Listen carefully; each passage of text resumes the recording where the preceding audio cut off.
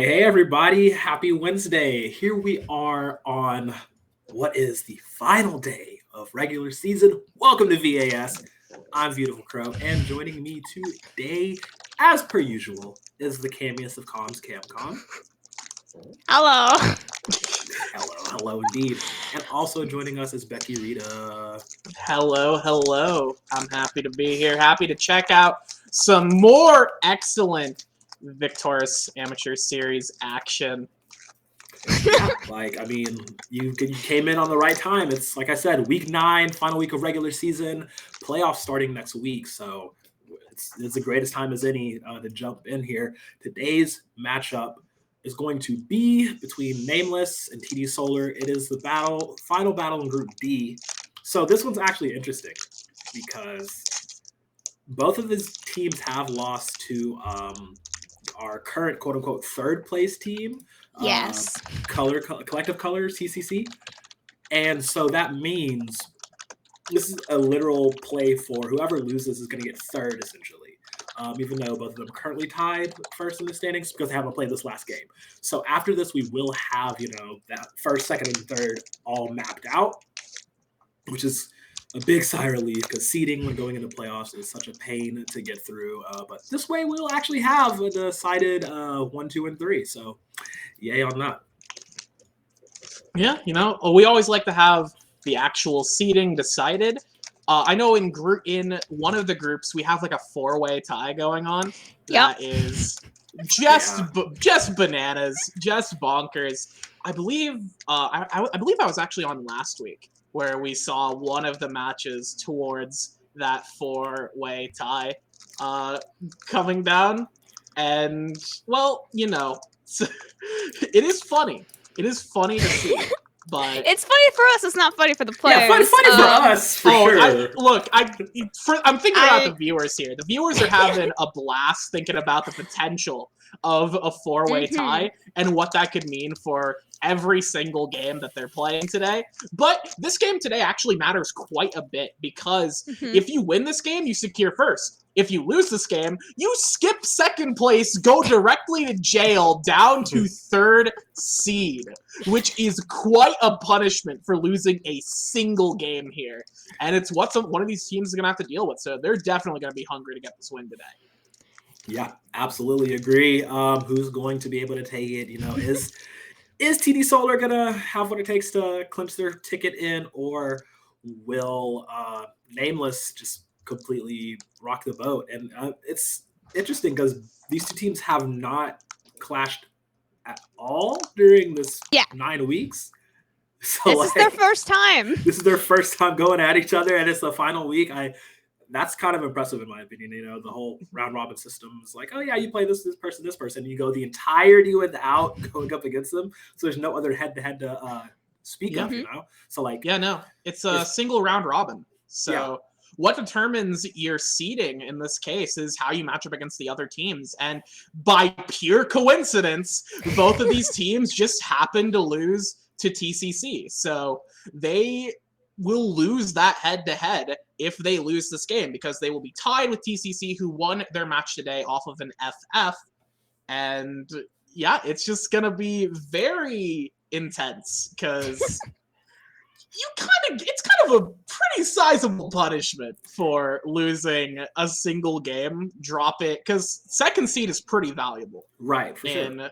In a lot of situations, and including this league as well. So missing that completely is absolutely gonna hurt. But, I think that at the very least, the high stakes will make for high acceleration, high energy, high amplitude gameplay.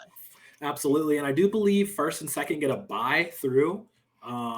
So the way that it works is, at least in the round of 16, it's first versus fourth and second versus third. Yes. So it's a big jump from first versus second. It's not as big of a jump from second to third, but obviously from first to third is just much bigger than both of those. So the way that it's working, right, is how TCC is sitting in third 6-2 right now. TCC has tiebreaker off of both of these teams. So that's why we're saying whichever of these teams loses lose this night, they'll be tied for 6-2. But because TCC has tiebreaker over them, they do actually drop down to third, and TCC will be securing second tonight no matter what happens. So. I mean, that's just so interesting. Like, yeah, cool, 4-way tie, so many numbers, so many scenarios. Yeah. But this one, it's a lot more simple. It's a lot easier to grasp on, and like it's very clean cut. Loser gets third, winner gets first, and TCC still has the head over both of them. So it's like it's very easy to understand stakes that are on the line here, and I don't envy them because, like, honestly, that's nerves on nerves having to get into this, I'm gonna be the most sympathetic person with the players ever tonight. Hell yeah. I feel bad for everybody, okay? Everyone that's like playing their bubble match, like we're tied 4th seed right now, top 4 make it in. Like everyone that's like this match is the one that makes it into playoffs or breaks it. It's like I'm gonna cry for everyone tonight. I'm sorry. Yeah, I'm gonna be drinking all the blood that's left on the battlefield. It's like, yes, your conflict nourishes me. I'm so excited to get into that. But quickly, we're just gonna, go over the past few weeks. We're on week 9. Like, if we look at the standings real quick, is like I remember asking at the beginning of the split what team you were thinking and all across all the groups, what teams you're thinking to be first and what teams you'd be thinking to be last. Okay. I actually lost that notepad, so you get off scot-free this time. Let's see. I feel like I don't remember what team. Wait, was I on the Dusk Week one? I think I was actually on the Dusk Week one. I would have 100% said Cape Ducks. So Yeah. I'm gonna continue on the streak with Cape Ducks. I think I might have also said RPG, but that's a cop out now because they are actually first seed Group C. Excuse me. So I'm not gonna say RPG anymore. But I have 100% confidence that I would have actually said Cape Ducks. Where are Cape Ducks? Come on, some Cape Ducks are doing good. They're sitting at 5th right now. Okay. Maybe they're on the bubble.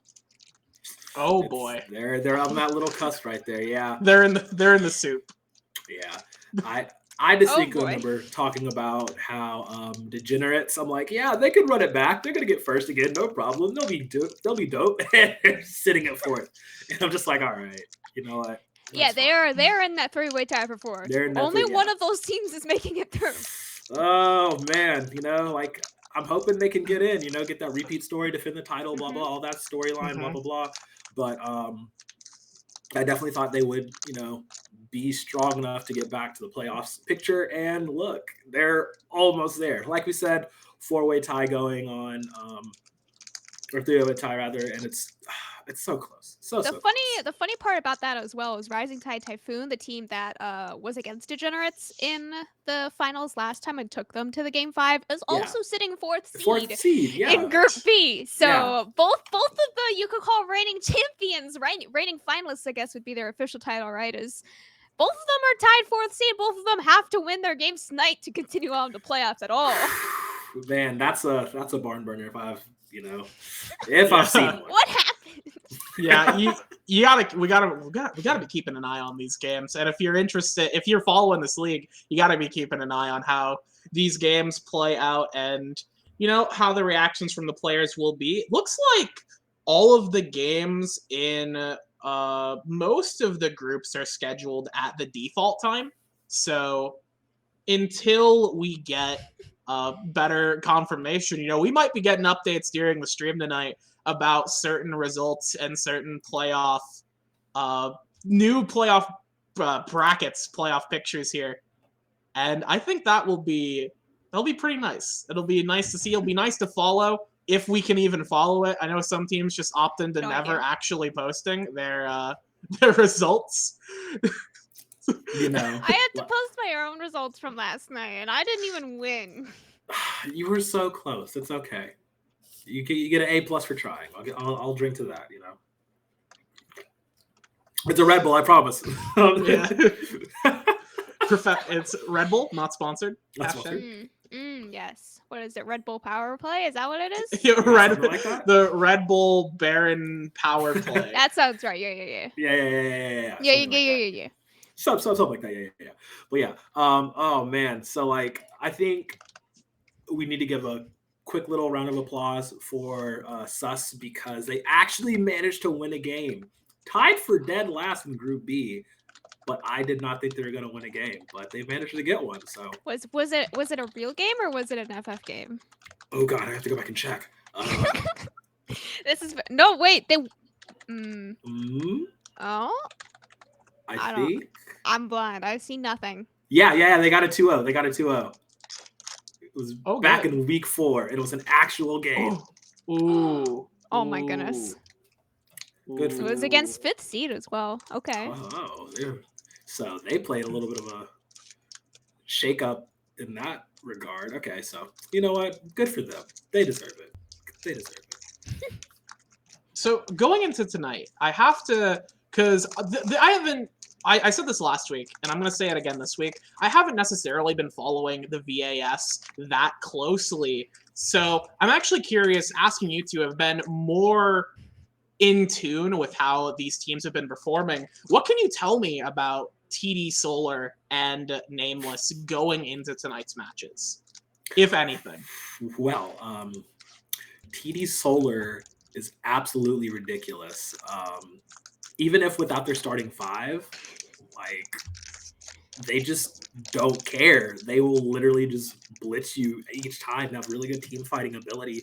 And I remember Fire of the Fox 1 putting up big numbers in the mid lane. This is before the durability patch, so to speak.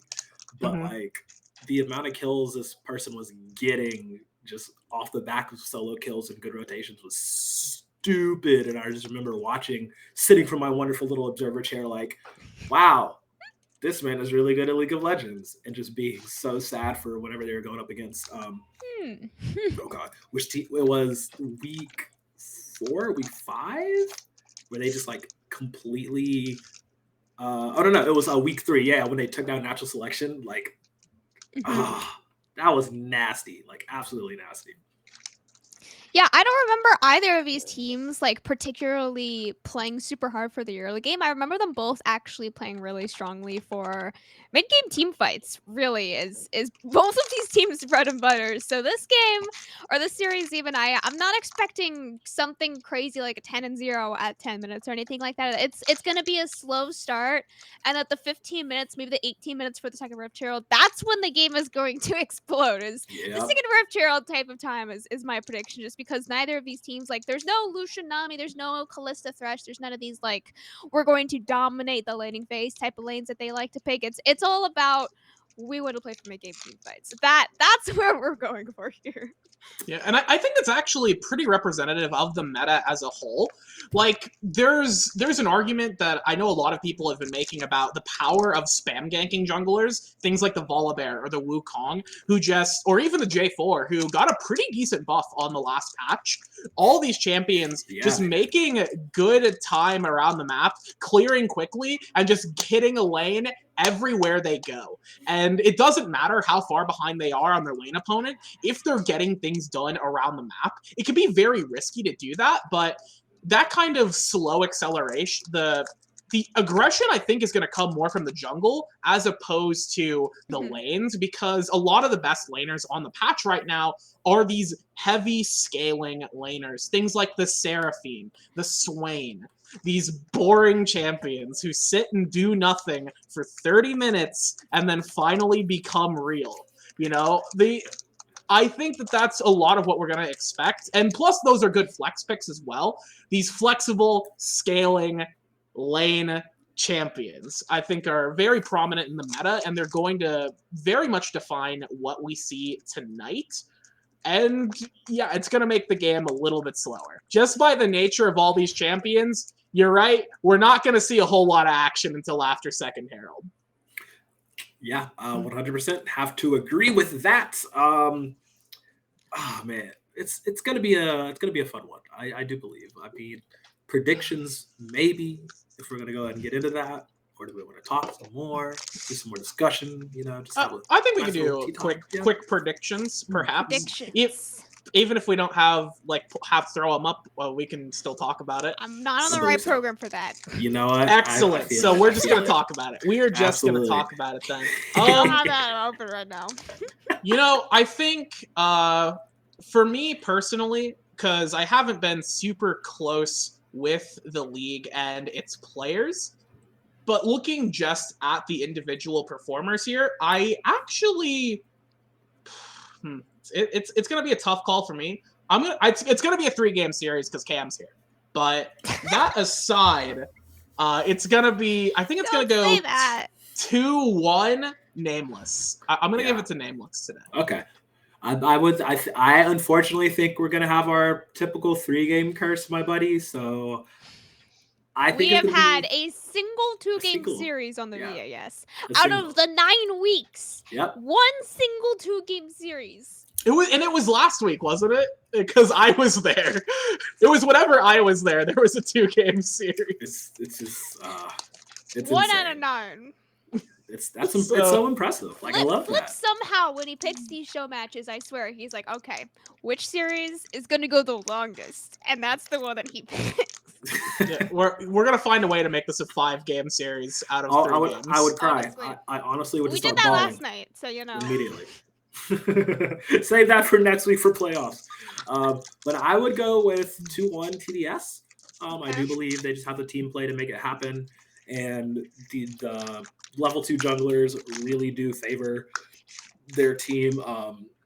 And I just believe that they should have the leg up over a Nameless at this junction. You know, like, there's enough tape to go off of. There's enough VODs to watch. You know, you should be able to do this. But I mean, look, Vaunted is a really good jungler. I will give him that. But Caxi is kind of sitting on a high level. But yeah, I would say 2-1 for TDS. The players are making their predictions for their best of 7s, but we will be going to a short break now as we head into draft for game number 1.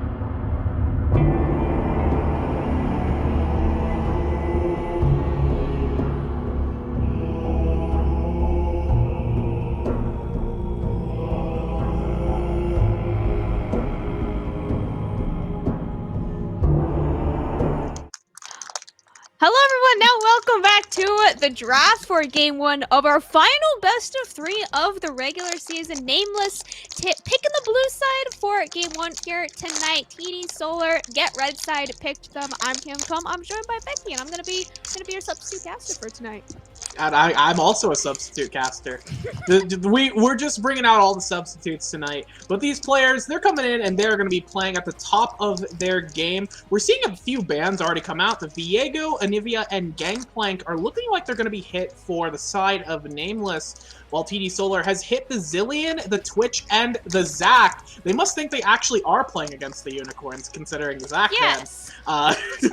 Not necessarily, like, they have to have done their research here. These are the kinds of bans that really only show up when you're trying to target specific champions, because the Viego and the Gangplank, I'd argue, are more general bans, just because they're relatively strong champions.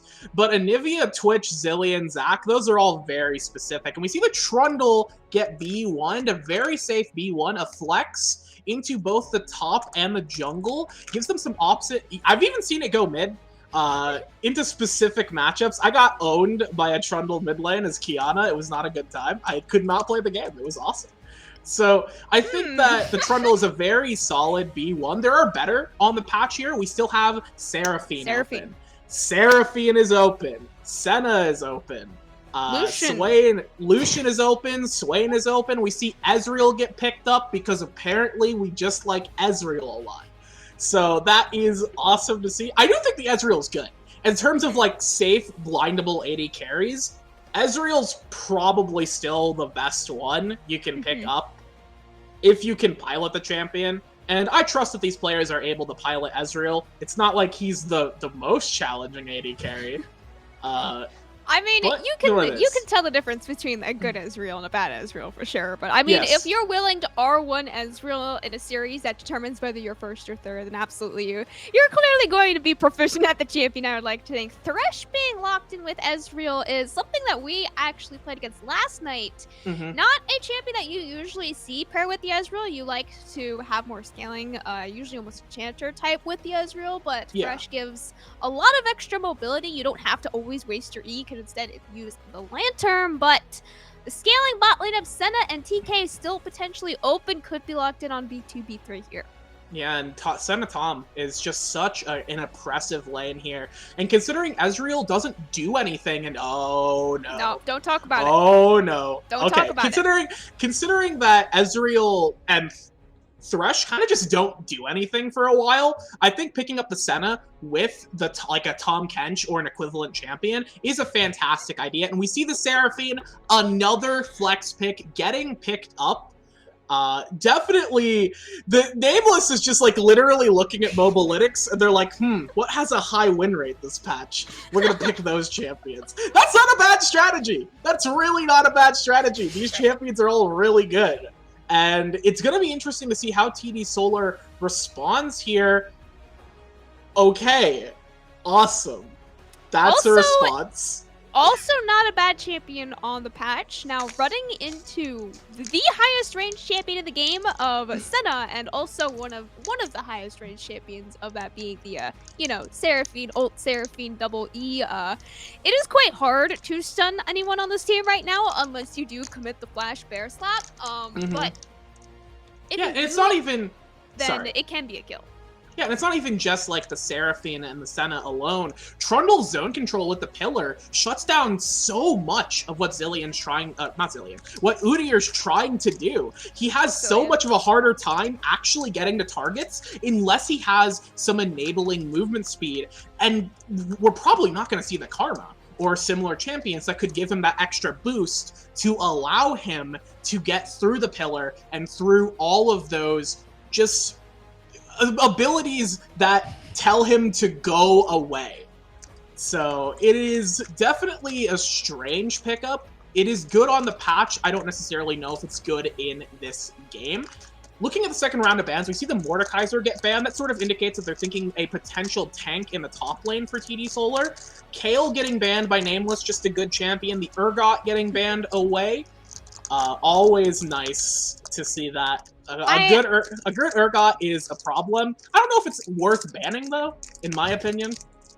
I mean, Urgot is one of those champions that top laners usually like to learn the role on, and then they get really proficient at the champion, and then they like go to other champions. I know so many like top laners that like were in silver, learned Urgot, got to high gold, and then they start branching out to other champions. But yeah, Urgot I think is just always a good ban at this type of elo.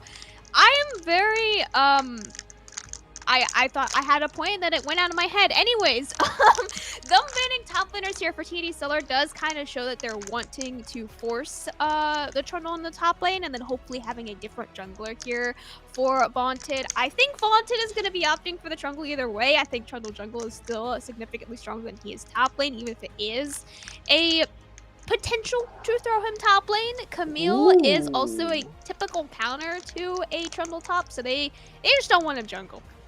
Yeah, I think that honestly, that's not even that bad of an idea, because there are still so many power junglers on the table. Wukong, Volibear, both have made it through the pick and bans up to this point, and I don't know if it's just that Vaunted doesn't play these champions and that they don't see it as a threat here to even consider. So maybe they've got something in the tank that they're planning here. They go for the Gnar into the Gnar into Camille. Awesome. Good plan, everyone. We did it.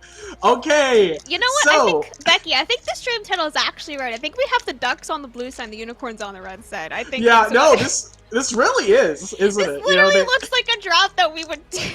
Can we see a Jarvan, please? Just to complete this, you know? I think that'll really drive home. Man, it literally is a duck draft. Okay, so Nameless had a really solid B1 through 3, and then they decided to punt the football for B4, B5. I'm not sure what the plan is here.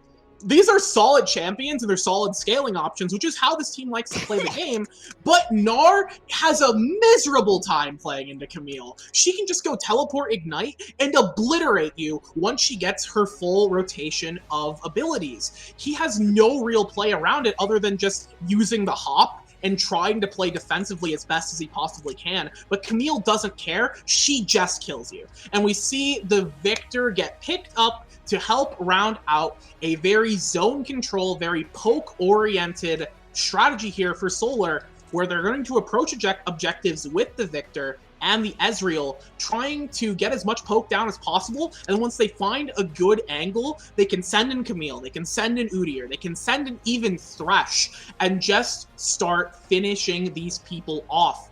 And I think it's actually a really... I don't necessarily know if it's like my favorite draft, but I do think that they've put together a really solid composition. Yeah, I agree actually. TD Solar, they've drafted a very anti-run at you type of comp. You can 1-4 with this comp really well with Camille on a side lane, or you could try to play for these dragons, but like you're saying, you can't just run straight at them. There is no real engage for this team other than like a potential Thresh hook, but even then it's like, that's not a real engage for a team fight, right? You have to just be able to poke them out, play it slow, which is quite hard to do. Usually you draft full run at them and then you say, you know what? As long as we run at them, we can't mess this up. This is a very high skill ceiling type of composition that TD Solar has drafted. If they're able to pull it out and be able to play it well, then it can definitely win this game, I think. I want a prediction here. I'm gonna put TD Solar because I don't know what happened on B4, B5. It looks like someone went to the bathroom and said, pick me Gnar. Someone went to the bathroom, they went to get Kool-Aid, they came back, they were Gnar. You know, it happens to the best of us. No, to give some credit to Nameless's comp, I think they have drafted something that's really good at scaling to late, but they similarly lack good engage tools. No, if you've ever tried to engage with Trundle as your main frontline, you've had a miserable time. You have Pillar and question marks, and that's your engage. And Gnar has absolutely... Question marks much more important. Yeah, you have absolutely no support for the Gnar to actually get a good ultimate off. Typically, Gnar likes to have a dive buddy with him. Something like the Jarvan or the Galio or other champions that can help enable him to get in there and get a follow-up with his big Gnar ultimate after the fight has already started. It's a great disruption tool, but in this situation, he's their engage. And I feel like that's a serious botching of the strategy here. And honestly, their best engage tool right now is Corki Package. And when your best engage tool is on a 6-minute cooldown, I would sweat a little bit. I'm not gonna lie, it's a little bit of a sweat here. Nameless. But I don't know. They've drafted a whole lot of really, really good secondary engage. Like, all of these things, right, they rely super heavily, like you're saying, on a first engage. They need something else to engage. Like a Seraphine ult, you can engage with a Seraphine ult, but if you put it on after some sort of other engage, then all of a sudden it's a really strong ultimate, right? Same thing with Corkback, same thing like you're saying with the Trundle Pillar. If you throw any of these things first, it's gonna miss, and that's a really big cooldown now that you don't have for your big team fight, right? But if something by some miracle is able to land first and then they're able to get all of their super strong secondary engages off, then it is actually a really strong team fight comp. It's just you're missing the primary. You're missing that go button to start with. Mhm. So I'm going to have to agree with you. I think that TD Okay. Solar has got this one. I don't know if we're going to get a prediction in chat available. That's up to you. I think that's up to you, or it's up to if there's a mod in That's chat. up to the, Any mods? Any mods? Do we even have a stream title yet? Is the stream title still No, not fixed? we still have unicorns versus ducks, so you can predict unicorns or ducks, because okay, awesome. We don't have So the power. let us know in chat. Do you think Would the you like unicorns or the ducks are or gonna? the unicorns? It is the same exact style of drafting, I promise. Oh jeez, oh man. Whew, man, this is gonna be a game for sure. It's gonna be. It will be a game. I do agree with you there, Becky. We will be going to a short spectator delay break now as we head into game 1 of our best of 3 tonight.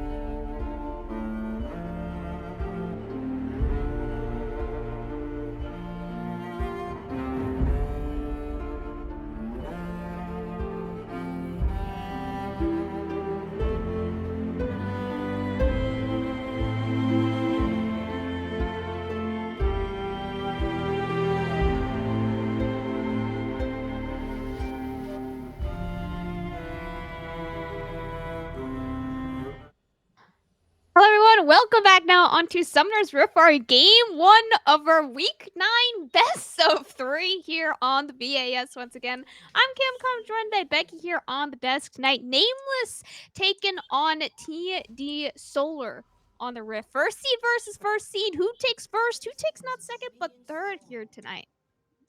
Yeah, it is gonna be a bloodbath for sure. As we've talked about, both these teams, they're looking to make that final push to get that first seed, because otherwise they will have a lot harder of a route through the playoffs here. Taking a look at some of the masteries, nothing too out of the ordinary, I suppose. We do see the Seraphine, we like what we saw. We saw the Seraphine Senna going bot. We have, of course, Fasting Senna with a farming Seraphine. It's a very strong combo. These two are quite oppressive in the later stages of the game. That aside, we see the fleet on Gnar, probably his best option in this lane, to not die. Camille, of course, went Ignite TP, as I sort of expected. She's going to be trying to kill this Gnar. She's going to hit level 3 and just all in this boy. And if Gnar is not level 3, he's going to die. And it will be tragic. But a lot of that will also depend on where Vaunted and Caxi are going to path here. But for right now, we're just going to see a fairly slow start. No weird invades, no level 1 burger flipping. Just some good old-fashioned, slow League of Legends. So, unfortunately, this is not actually accurate to Ducks Unicorns. Wait a minute. Why? I can't even count. Is that 7 cookies? Oh, that is in fact 7 cookies. There's a lot of hungry gamers on the Rift today. We are very hungry tonight. We're not playing League of Legends. We're playing I don't know, cookie clicker? Yeah, we're playing cookie clicker. I do want to point out, though, it is pretty funny that not 1 but 2 people have opted to not take Flash here for TD Solar. Caxi also opting to take Ghost. And as you said, Myopa on the top lane taking the classic Ignite plus Teleport combo. This Senna Seraphine, I'm just going to keep talking about this bot lane, man. It's super high scaling, also a very annoying high range poke lane to play against. Both of these champions can poke you from about 700 range on every single ability that they have. And for a melee support like Thresh, that is not something that you can really ever hope to engage on. If you do land a Q, by some miracle, they're going to immediately heal it up as well. It is a very, very hard lane for Ordeo to actually be able to find and engage on. Yeah, no, it is going to depend a lot on, honestly, just nothing's going to happen down here. Ezreal's just going to try and slow farm. We do see a gank.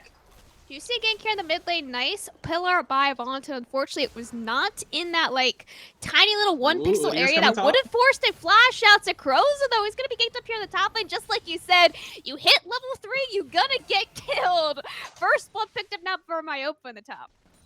And that is the end of the lane! Congratulations to Myopia. You have successfully defeated Gnar. You will never have to deal with this stupid Yordle ever again. Aww. So just really great pathing there from Caxi. And Sakroza, I think it was what they were doing early on was smart. They were looking to try and get the wave in and get the level advantage over Camille so that they didn't end up being a sitting duck when Camille hit level 3. However, because they shoved the wave in without the ability to finish crashing it, they ended up getting stuck in the middle of the lane, just trying to make something happen. And that set them up perfectly for Caxi to come in with the Ghost and Myopia to just finish them off. Sakroza also opting to not burn the Flash, which I think, I'm not sure if it was grief or not. I think you do not outrun Udyr, even if you do flash. And Camille, I don't know if she ended up using the hook shot, so maybe it was a smart play there. But either way, good stuff from TD Solar, getting the Camille rolling here, and she's gonna have a huge wave crashing into this turret. It's gonna be so hard for Gnar to pick any of this up under the turret here, and he is gonna be struggling a little bit. Camille might even stick around. I doubt it though. Though she did burn TP. Actually, she did burn the TP to get the Shein, so now she's just kind of stuck here. Don't know if I would agree with that decision, but either way, I guess she'll just be looking in the mid lane by Caxi onto Green Onion. Does still have that W available. One little Ooh. stun underneath the tower Ooh. will not be enough by Caxi, also sitting very low on the mana as well on the Udyr, so it is hard to fully commit to that gank for the mid jungle on TD Solar, but they were just kind of hoping for a flash there. I don't think either one of them were really like, yes, we're gonna kill the level 5 Corki. It was more of just, we're gonna try and just get a flash, then maybe regank it once for both level 6. But yeah, like you're saying here, Becky, this top lane is gonna be very rough for Victoris for really the rest of this laning phase. Dragon started up here by TD Solar, going in at the right time. 900 he's stunned up. The Dragon Vaunted, not gonna be able to get the smite steal, will give his life over for it as well. Bot lane just a second too late to try and save their jungler. 2 kills now on the board for TD Solar, and again, Victoris, he is not allowed to walk up for his wave at all anymore.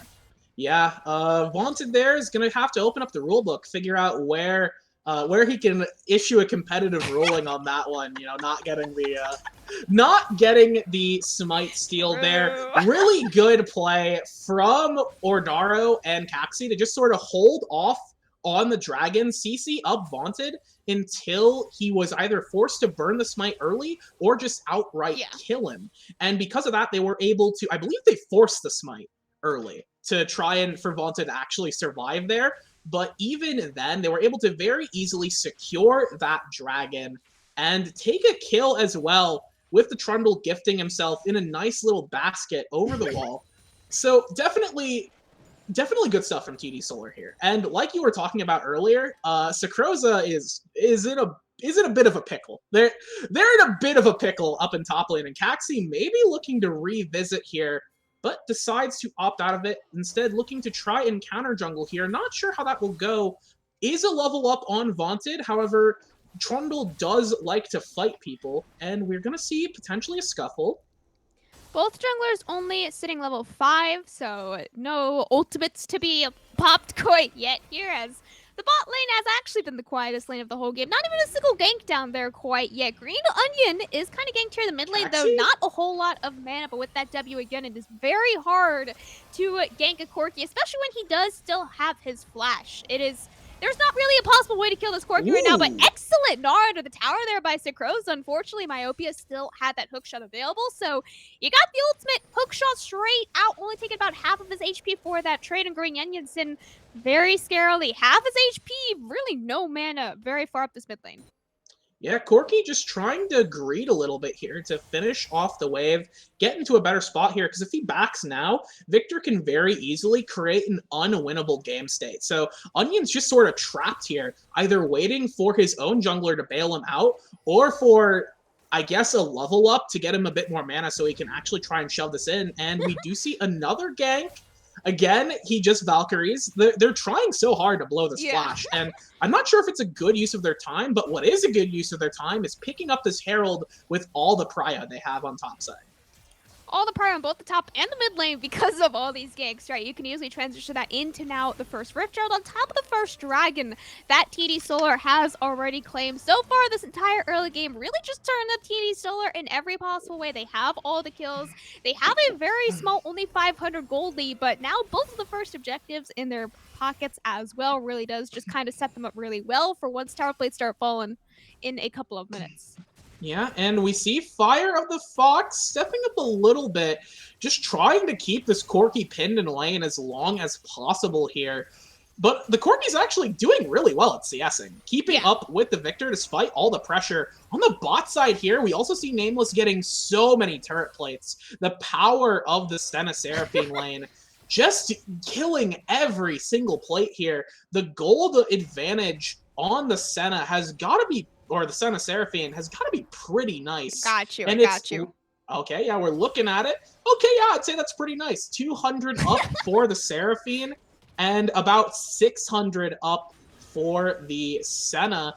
Overall, just, you gotta love it. You gotta love it if you are this bot lane. However, gold advantage is still over to TDS due to the kills that they have picked up in the top and jungle. But we'll see what these teams can do from here on out. The Dragon is going to be coming up in a minute. It is a Cloud Drake, but more importantly, it opens the gates for an actual Drake to get picked up. We can see we'll get to see, and they're both Infernal and Ocean are on the table. I think Infernal, Ocean, and Hextech, all three are on the table. Oh, You have boy. a potential gank here. Potential gank here on the top lane. Myopia has already burned the hook shot, so doesn't have flash either. Remember that Senna ultimate for a little bit of extra damage. Myopia recognizes he is just dead. Kill gifted over to Sakroza, allowing him to get back into this lane very nicely now on the Gnar. And Becky, I just wanted to point out here, my current favorite part of the bot lane, at least, is the fact that Ordeo, he just got to back up before I said this, but his only item in his inventory. Oh, okay, we're all good. His only item in his inventory was Moby's. So I said he is really just gonna get outraged in this lane. He built Moby's. He's like, all right, guys, I'll see you later. I'm gonna go play another lane now. And that was a very unfortunate flash hook that nobody actually saw. We're going to ignore that flash hook as Dragon number 2 started up here by TD Solar. Vaunted has the flash just a second too late. The blast cone spawns up as well, but the package is up. And Nameless wants to fight this. They need to find a pick or the package is for nothing. And it looks like instead of overcommitting for anything, they're just going to say, all right, use the package in a 1v1 here in the mid lane. We will give the second dragon fight on the third.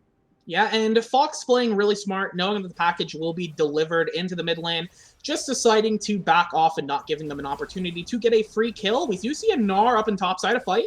Another nice Gnar under the tower here by Sakroza. I think he mostly just uses that off of cooldown. It's for the poke. It's for a little bit of extra trading and to keep him in this lane. He has entirely reached back in the CS lead. Now Green Onion, nice package in mid lane again. Just using it on the cooldown. It's nothing like a huge engage from anyone here on Nameless. It's trying to just secure their tiny micro leads in the laning phase. Yeah, and micro leads is what they need to try and get here because they've been losing overall in terms of jungle pressure and in terms of the big neutral objectives here. They lost the Herald, they lost the first 2 Drakes, and the Herald's actually going to get dropped into the mid lane, trying to get that gold. A couple of plates, it's going to be 2? Okay, it is going to be just a single plate, actually, going into the pocket of the Victor there. So not necessarily ideal in terms of getting the value out of the Herald that you would want, but overall, I think that around the Dragon, definitely good, just good control from TDS. Yeah. They were able to force back, even though the flash hook didn't really do a whole lot. Importantly, it sort of forced Seraphine Senna to give up the pressure they had on bot, which gave TDS the ability to get into the river and actually position around the dragon in a way that wasn't going to just get them killed. So very, very smart play. Although it is bad. It kind of feels bad to burn the flash if you're the Thresh there. Overall, I think it is beneficial here, and we do see Caxi having a huge CS lead. We do see a 2v2 in top. 2v2 in top lane. Caxi kind of hovering in that bush. Sakroza trapped in the Hextech ultimatum. He tried to run out, but he was not allowed to whatsoever. Myopia taking to a quarter of his HP with the help of the Senna ult coming up from bot lane, but just no damage. This is only a Trundle. It is only Vaunted and a Dream. If he could try and turn this one back around, he will be forced to flash away. Caxi not going to dive underneath the tier 2 tower, just getting the flash out from Vaunted. Yeah, and unfortunately, the Trundle pillar is, although you think it's beneficial to yourself only, no, it is a neutral party. It does not care. Oh, we have a hook. That was a really good hook landed onto Nate. Encore comes out, but hits onto no one. The exhaust a second too late as well. Throwing out the lantern for some potential extra damage. Praying that does something to him, but unfortunately will not quit. That is every single summoner burned now from the bot lane on Nameless. Yeah, and you know, the thing about Thresh is you can't screw up once. You give him an angle to find a hook, and Ezreal now has the Sheen, has the Hearthbound Axe, so has the damage to actually just secure a kill there. And did a great job of dodging the Encore as well, using that Arcane Shift.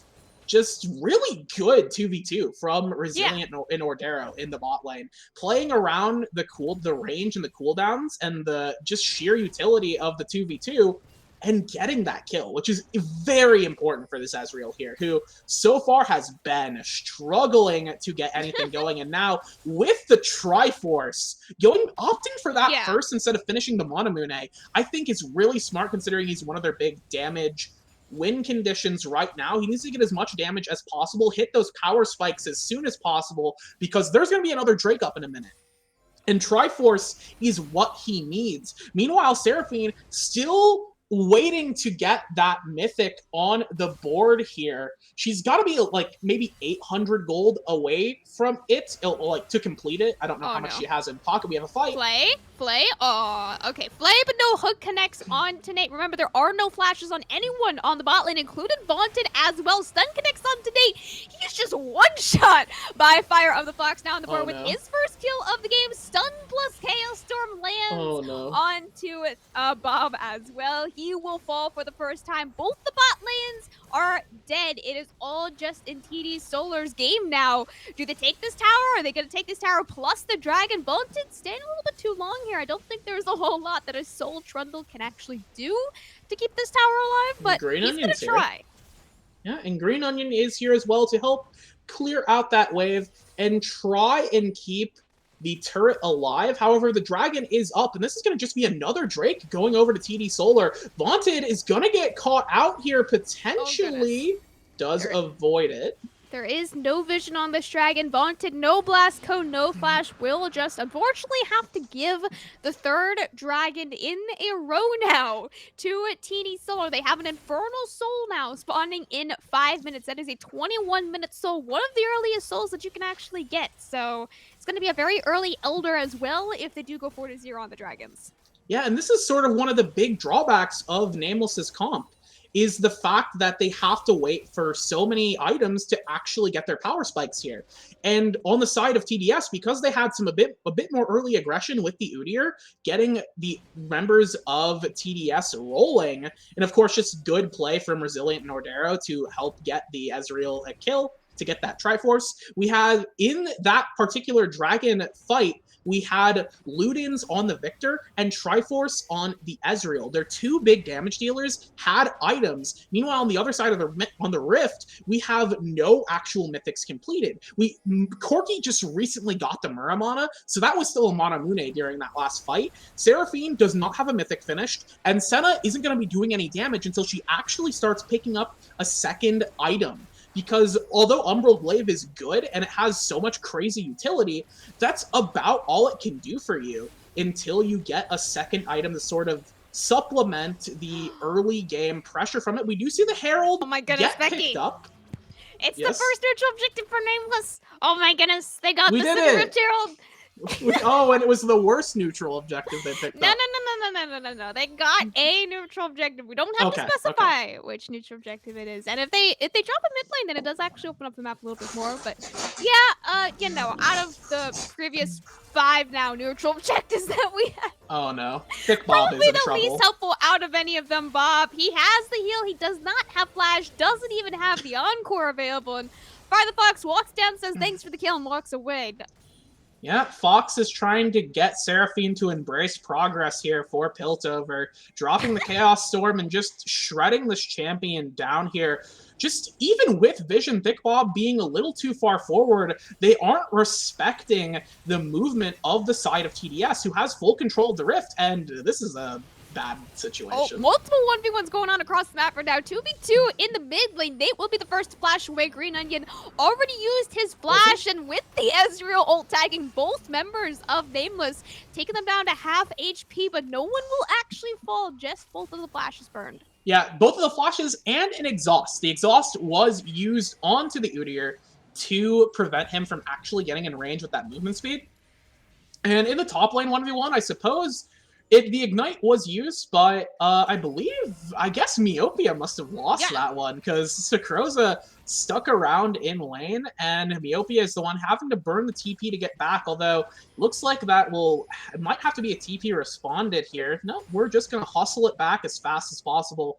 Not sure if Dinar will make it in time, but for the time being, we have 2 minutes left on the next Drake. The Baron is up in 30 seconds, but I'm not actually sure if TDS has the comp to shred this, especially considering the Victor has opted into a Banshee's Veil second. We have a potential fight here.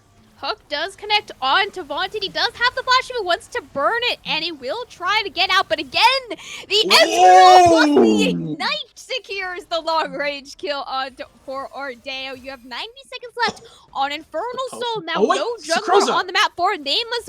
full range hook shot. Will be able to get Myopia out He's to angry. safety down here in the full team fight in the bot lane. Caxi fishing for something on the side lane, but Lantern will pull out his friend, so not gonna want to go in all on his own. Dragon in 60 seconds. You got Vaunted back up on the map in 5, but he does have to walk back all the way down the bot lane. Hook misses. Oh, no. By like 1 pixel. That was Oh, he's very small. close. Cax now running it all on his own. Doesn't have a team if he does connect a stun onto anyone. He is still running in on his own. Hook shot in the backline. Those stun connects onto Green Onion. Oh, no. So much damage, but again, everyone just going in on their own. Oh! There's the encore. There's the double charm. And there's the first kill now on the board for Nameless. Now gifted over a small shutdown to Bob and Vaunted. Arriving back on the map. It is still a 1-for-1 Myopia for Nate. Who gets the dragon? Now both junglers are on the map again. Yeah, both junglers are on the map, but the health bars of TDS are both health bars of both teams actually are rather low. However, TDS have the priority around the river. They have priority around vision, and we've only got 10 seconds left. Vaunted has no flash and no blast clone once again. The Herald was summoned in the mid lane, and it will indeed pick up a turret, so that is at least going to allow them to get into the river, and actually it may allow them to pick up this Drake. TDS opting to just trade this back, being like, okay, we don't need this Drake. It could be a little dangerous to go for this. They have the priority. They have positioning. We have to answer the Herald. Let's just give one over and wait 5 minutes. But waiting 5 minutes against Seraphine Corky Senna is not the best trade in the world. It's you've seen better trades. You've probably seen better trades. But Hey, you know what, Becky? You said that second Rift Child was useless. That second Rift Child just bought 5 minutes for a scaling cup. I'm gonna say that Rift Child was very useful. Okay, you know what? I'll agree. That Rift Herald was probably the most useful second Rift Herald we've seen in a while. Just because not only did it pick up the mid lane turret, which allows Nameless to actually get something cracked on the map, because that is the first turret they've picked up in the entire game, is in the mid lane there, but it also released the pressure around the Drake and secured their first of the game, first of 4 potentially for them. And I gotta say, an Infernal Drake, 4 stacked Infernal on Corky, that's like a doomsday scenario. You know, Infernal Soul is quite powerful, especially with the players on Nameless here, the champions they've selected, all utilize it very effectively, except maybe the Trundle doesn't necessarily like the Infernal as much as his teammates, but Infernal just overall is quite strong. It feels good. You get the particle effects, you get the dopamine hit, and it's also just useful stat-wise. It's just a very good Drake. And, you know, you'd have to really put in an effort to lose with Infernal Drake, right? Whoa. Oh, Becky. No. Why? Oh, why would you say that to me? Oh my god. Okay, but fortunately they don't have Infernal Drake, and they are going for the Baron. So we're gonna see if they actually pick this one up. Cry. They are around here. We do see Nameless trying to approach this. 2 teleports coming in. 2 teleports coming in from both Fire the Fox and Myopia. Now Nate.GG is a little bit burnt. Does still have full HP thanks to all the healing, and the huge pillar takes Caxi down to just a quarter of his HP. But you forgot about the Victor. You let him get into the backline with his ultimate, with his ignite. It's a double kill now coming up for Fire the Fox. Bob, all of a sudden the last member on the top side for Nameless. He still has a lot of kiting, almost has to pass up again, but the flash hook from Ordeo secures the final kill. Green Onion goes down on the other side of the fight as well. It's a 5-for-0 ace plus the Baron for TD Solar. An absolutely catastrophic fight there for Nameless. They sort of just got pinched in their own jungle. They didn't have the tools that they needed to actually look for a fight, and huge credit to Myopia for getting an insane flank on Nate GG, just erasing the Senna from the game there. The Encore was almost really good in picking out the Victor, but they just didn't have any follow-up. They have no real damage. Onion didn't have a good angle to actually land poke. Sakroza didn't have a good angle to actually get in on the back of the fight.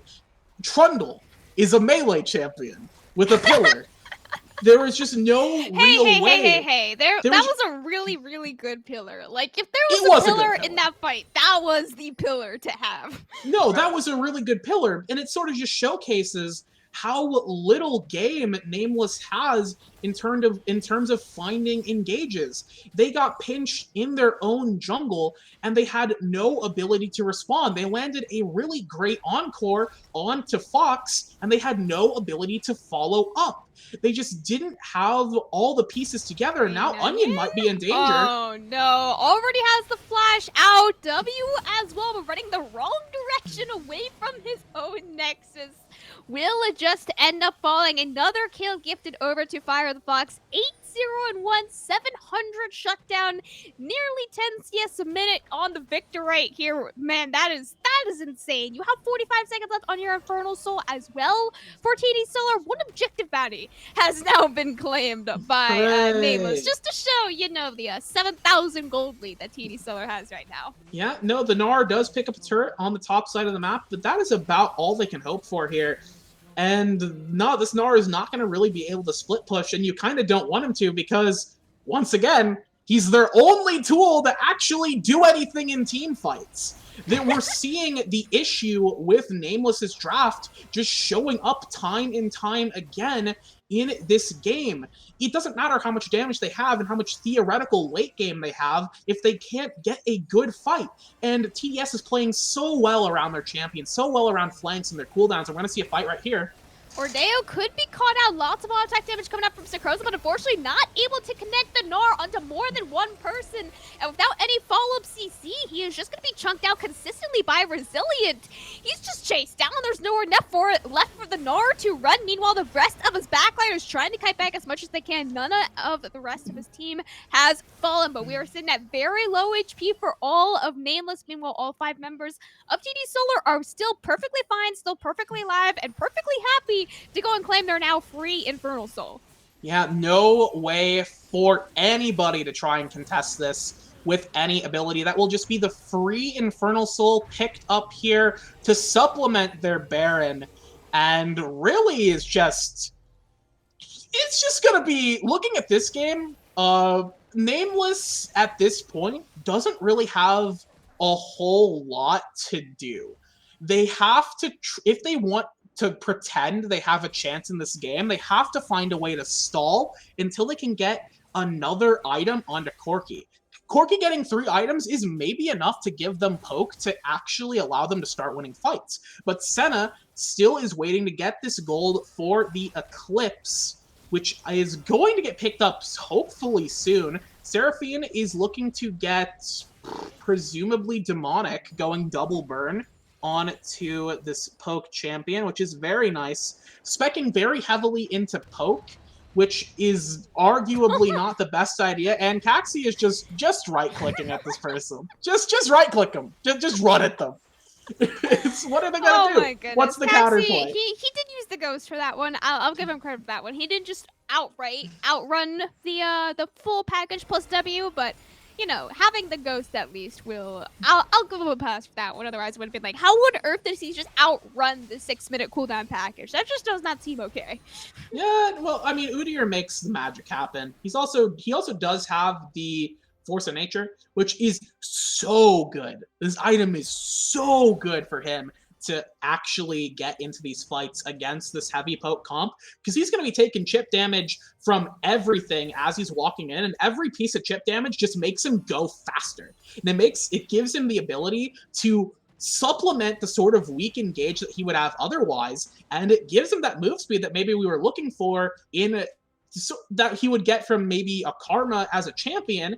He doesn't quite get as much as like a Karma or a Seraphine or other movement speed tools from allies, but the Force of Nature will give him so much just extra utility in these fights to help him run people down, which I think is very smart there. The Victor as well has opted into the Cosmic Drive, another great item for just going fast and getting a lot of cooldowns. We have a huge fight.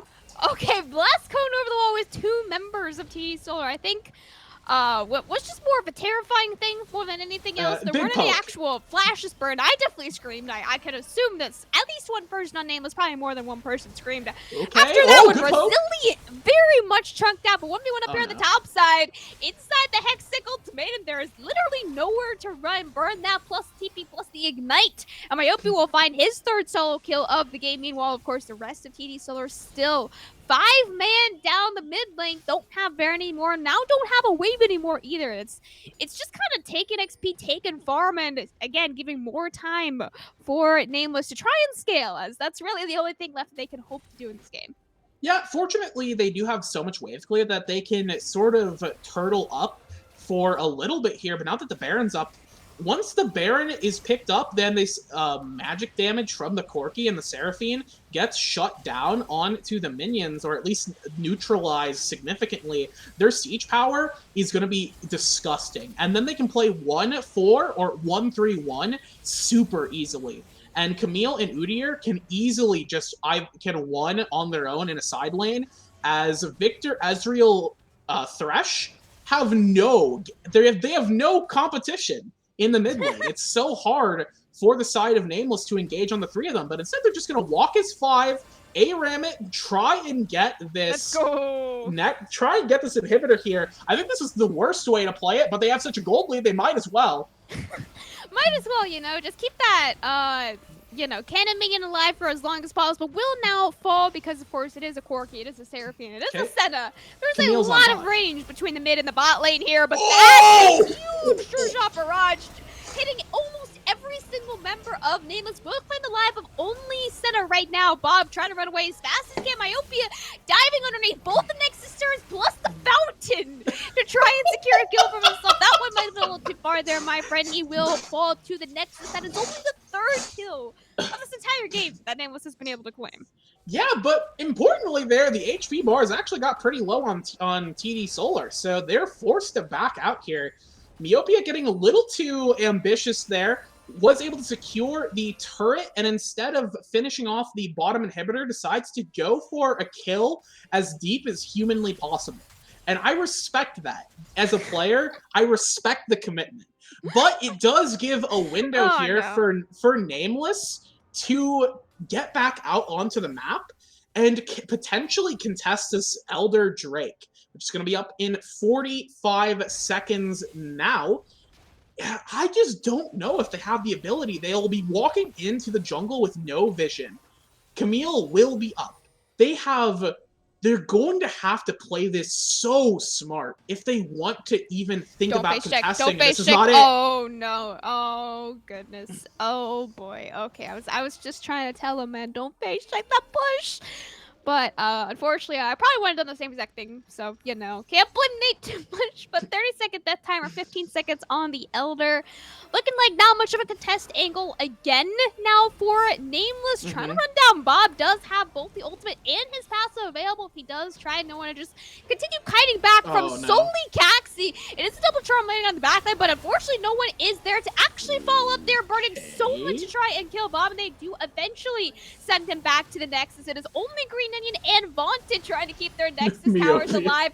There was a lot of poke, there was a lot of damage, but none of it is able to fully connect and secure a kill. They've only been able to kill Myopia this entire game. 100% of their kills for Nameless is on Myopia, and now finally they are trying to go back in. There is very low health bars, but just no one is able to secure any kills for Nameless. 4-23, game 1 secured in a dominant fashion for TD Solar. Dominant indeed, finding a lead in the early game and never dropping a beat.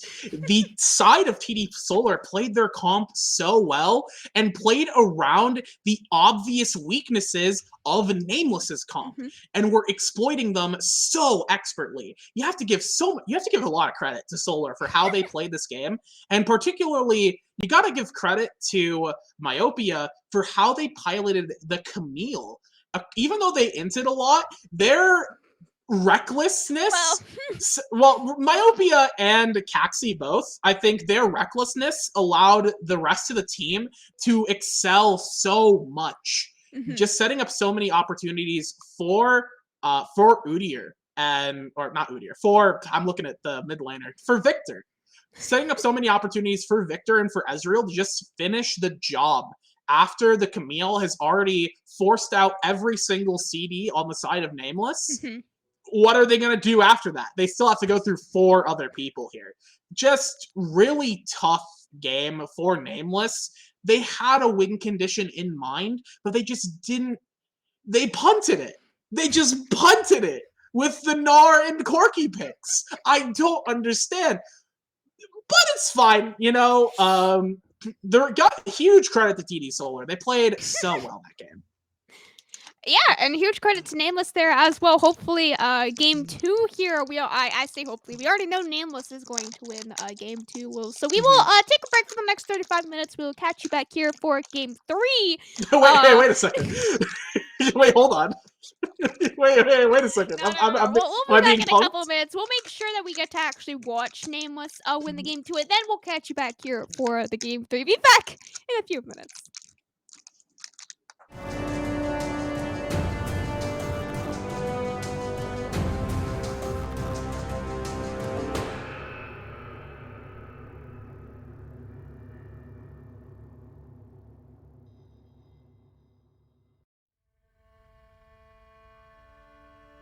Mörkråkor dans fra du bjergen hav. Om vinden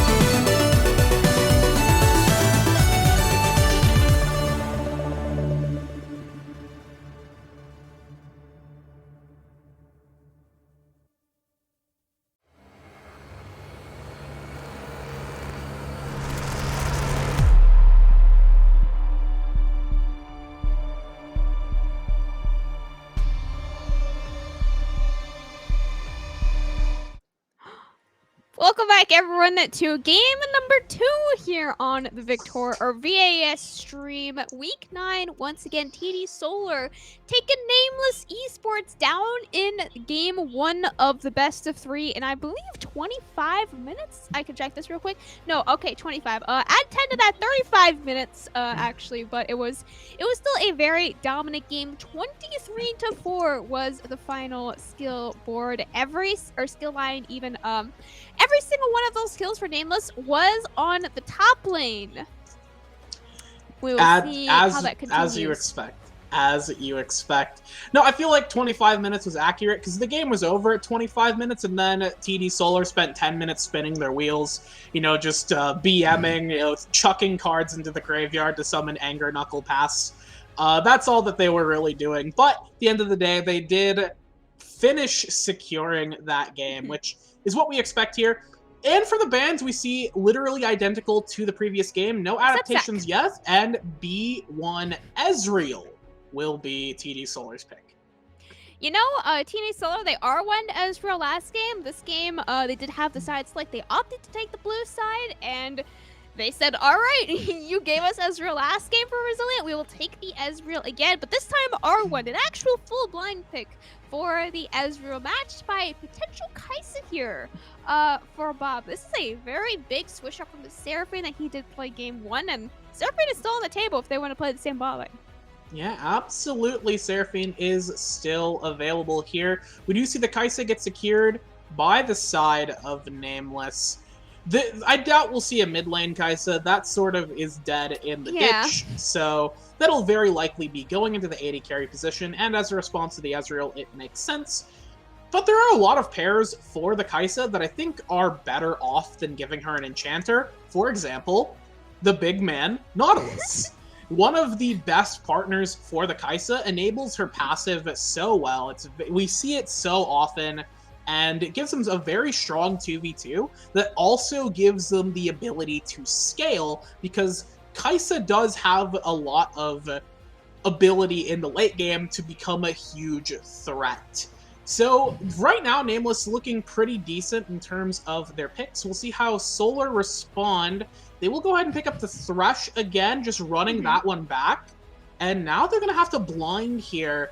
Don't necessarily know what the blind will be. Victor is still on the table. That was quite effective last game, but blinding it may not be ideal.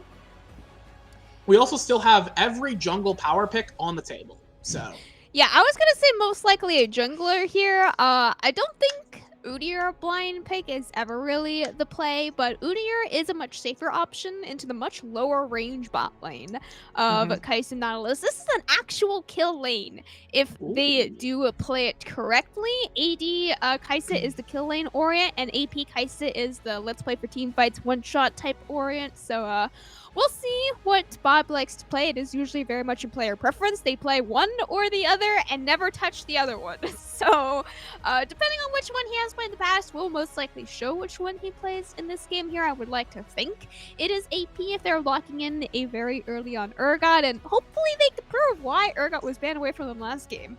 Yeah, Sakroza getting a hold of the Urgot that was banned, opting to blind it, and leaving up the jungle to get pinched, which could potentially be detrimental to Vaunted, and they're going to opt into banning the Trundle. They don't want to have to play into that, which I think is very smart considering how low range their team is right now. Dealing with Trundle Pillar is nightmarish. Corki will also get banned away. Onion, despite the deficit, was doing quite a bit of damage onto the Corki. That pick is just super safe, and it works really well with the comp that they've drafted so far.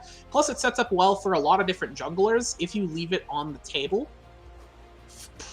I'm not sure. Okay, we're going to see another mid lane ban from Nameless, and I'm guessing we'll see maybe a jungle ban from TD Solar, unless they absolutely have no respect for Vaunted, and they just leave up Volibear and Wukong again.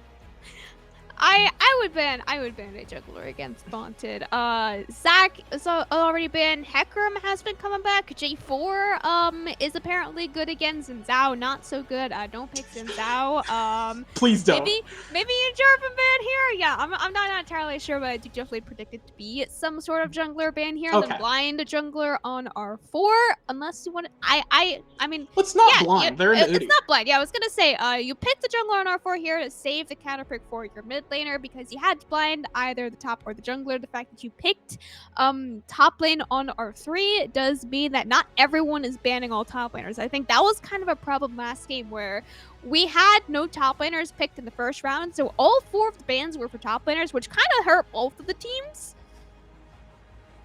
Arguable. Oh, they're. Yes, Nunu.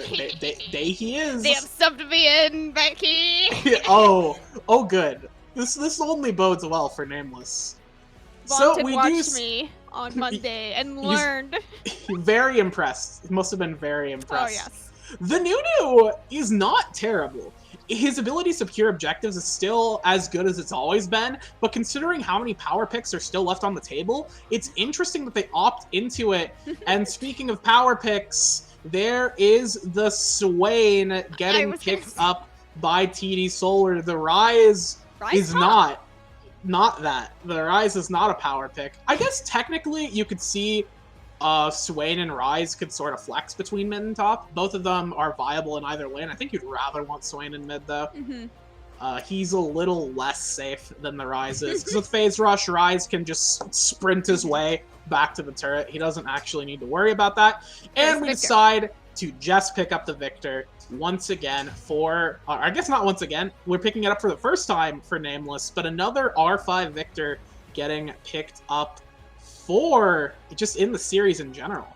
And yeah, a much more even matchup this game, I think. Neither comp is necessarily just dog water. They actually do something. So I'm curious to get your perspective. Yeah, so the fact that Nunu, they must have predicted that they knew that they were going to pick Nunu on R4, so it is a good thing they banned Trundle. Of course, Nunu's #1 counter, and Anivia being the #2 counter, just because both of them can block Nunu's snowball. It makes it very fun to play Nunu, so but the fact that Nameless was able to at least foresee that a little bit and ban both of them before locking the Nunu does give Vaunted a little bit more control in the draft, and knowing that he's not going to be that hard counter-picked blinding the Nunu, or I keep saying blinding, picking the Nunu. Now, the very funny part about picking Nunu into Udyr, you both take Ghost, you both can take Phase Rush. It's just a battle of who can run faster between the two junglers. This is it's an episode of the CW. The jungle matchup here is. It's just who runs faster. Now you have a Rise picked who is hoping to match this, at least slightly with the Phase Rush. He might not be able to actually outrun either one of them, but he can absolutely outrun his teammates, and that's what's more important. Of course, that's what Red Bull commercials taught me. And Victor as well, he can also opt to take Phase Rush, not picked as much, but we're going for an all-run fast comp here, so I'm hoping that he does continue. Yeah, Nameless, I think, actually playing pretty much exactly the opposite of what we saw last game. They have a lot of great primary engage tools. They have the Nautilus. They have the Nunu. Both of these champions are very good at starting fights on their own, and then they have follow-up with the Urgot, who can come in, flip somebody, get the execute with the ultimate, get a huge fear, and just disrupt a team fight entirely. They have so much ability to control these fights, and I would say maybe they're lacking a bit in damage more than anything else, but TD Solar, I wouldn't even necessarily say that, because Urgot pumps out DPS like crazy, and Victor is just a monster of a champion, and Kai'Sa is also pretty good, even though she may not be as good as she once was, still a hugely effective DPS. Solar also has a pretty decent comp. They are going very similarly to what they were planning on doing last game. A little less poke than they had without the Victor. They're trying to, I guess, get more zone control and maybe opt into more of the just run at you sort of situation.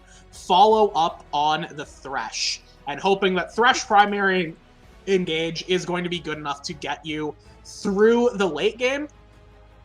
But I actually really like Nameless's comp this game. Maybe You're I'm gonna predict coping. Nameless? Maybe I'm coping because I want to see the Nunu do something because I think it's an interesting pick. But I do like what Nameless's comp is providing here, and I think that they've given themselves the ability to play through all stages of the game that maybe TD Solar is a bit lacking in terms of actually getting team fights going. Potentially, but we will have to wait and see now as we do have a very short break loading onto Summoner's Rift for our game number 2 here today. It's not going to be our last game we do have. Of course, it is Victorious, it is VAS, it is Wednesdays. We'll, of course, have a game 3, so we will look back in about 30 minutes after Nameless takes this one. We will be right back after a short break.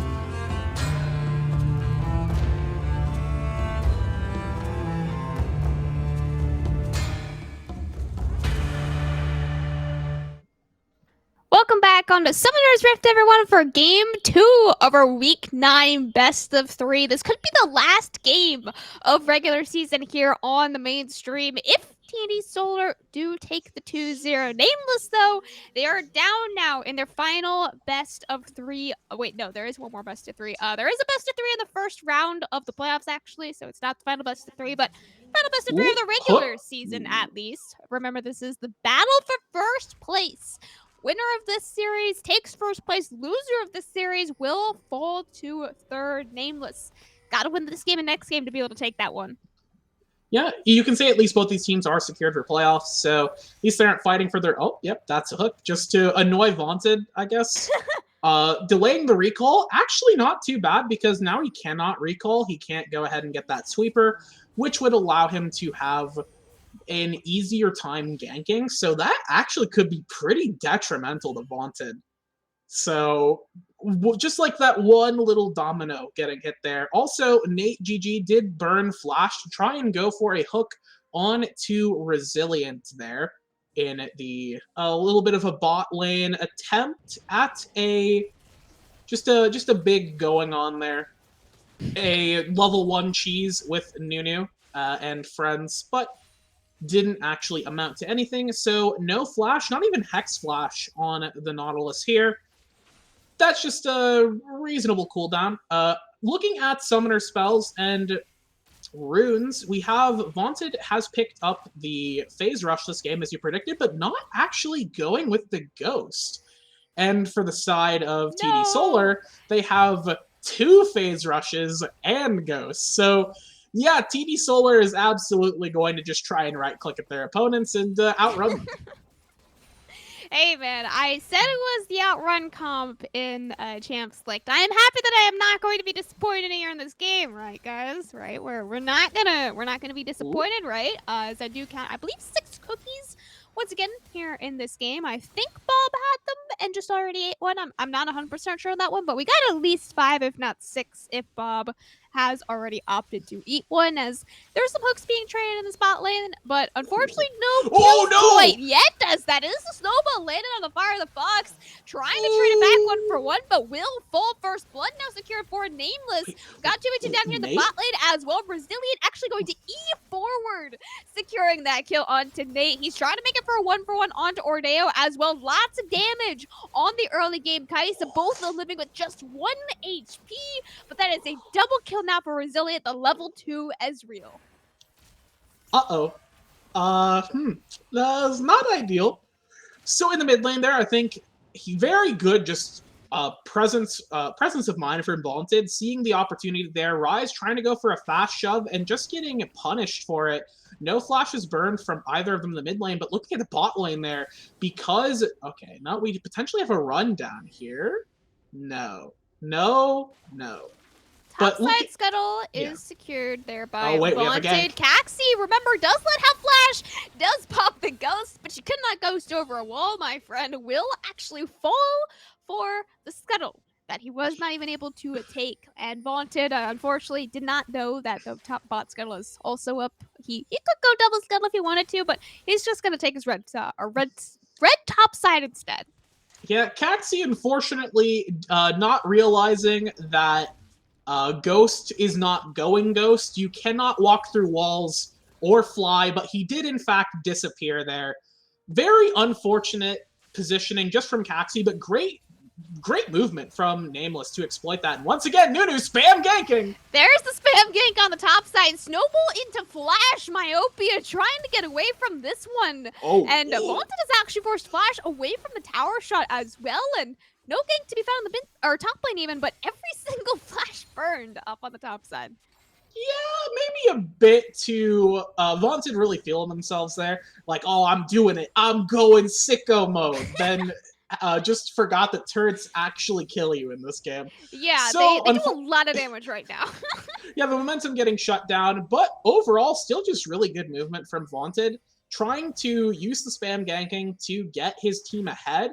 But unfortunately, because of that early double kill that the Ezreal got, it's not necessarily a great lead for them, because they still are going to have to contend with this Ezreal eventually. And already having a Sheen in the lane is very troublesome for the Kai'Sa here. Kai'Sa's on booties, and Ezreal is just gonna kill you. The Sheehan is very strong. It enables his poke so well. And it's just going to make this lane super free for the two of them, at least until we see some levels getting down on innate and we actually see some good engages. But the first Drake is going to get leashed here, and actually, it's just going to get taken by TD Solar. Oh my gosh. No vision. No idea. Completely off vision as well. They took the scuttle for Nameless, but nobody actually walked over the scuttle. Caxi using the blast cone. Nate using, Ordeo using the hook to get in the pit, and then as well, Resilient could have eaten over, but instead they had to do the fancy lantern over the wall instead. So yeah, there was quite literally no idea that they were on that first dragon, and Infernal will not be the soul again this game. Neither will the Clouds, so we will have one of the other very impactful souls. Hopefully Ocean. I think 4-stack Ocean for Nameless would be very powerful. Oh, Flash Hook does connect now onto Ordeo. He does still have Flash. Resilient instantly burning that heal as well to get away from the scary snowball. Everyone will get to live. Just 2 summoners burn on the bot lane.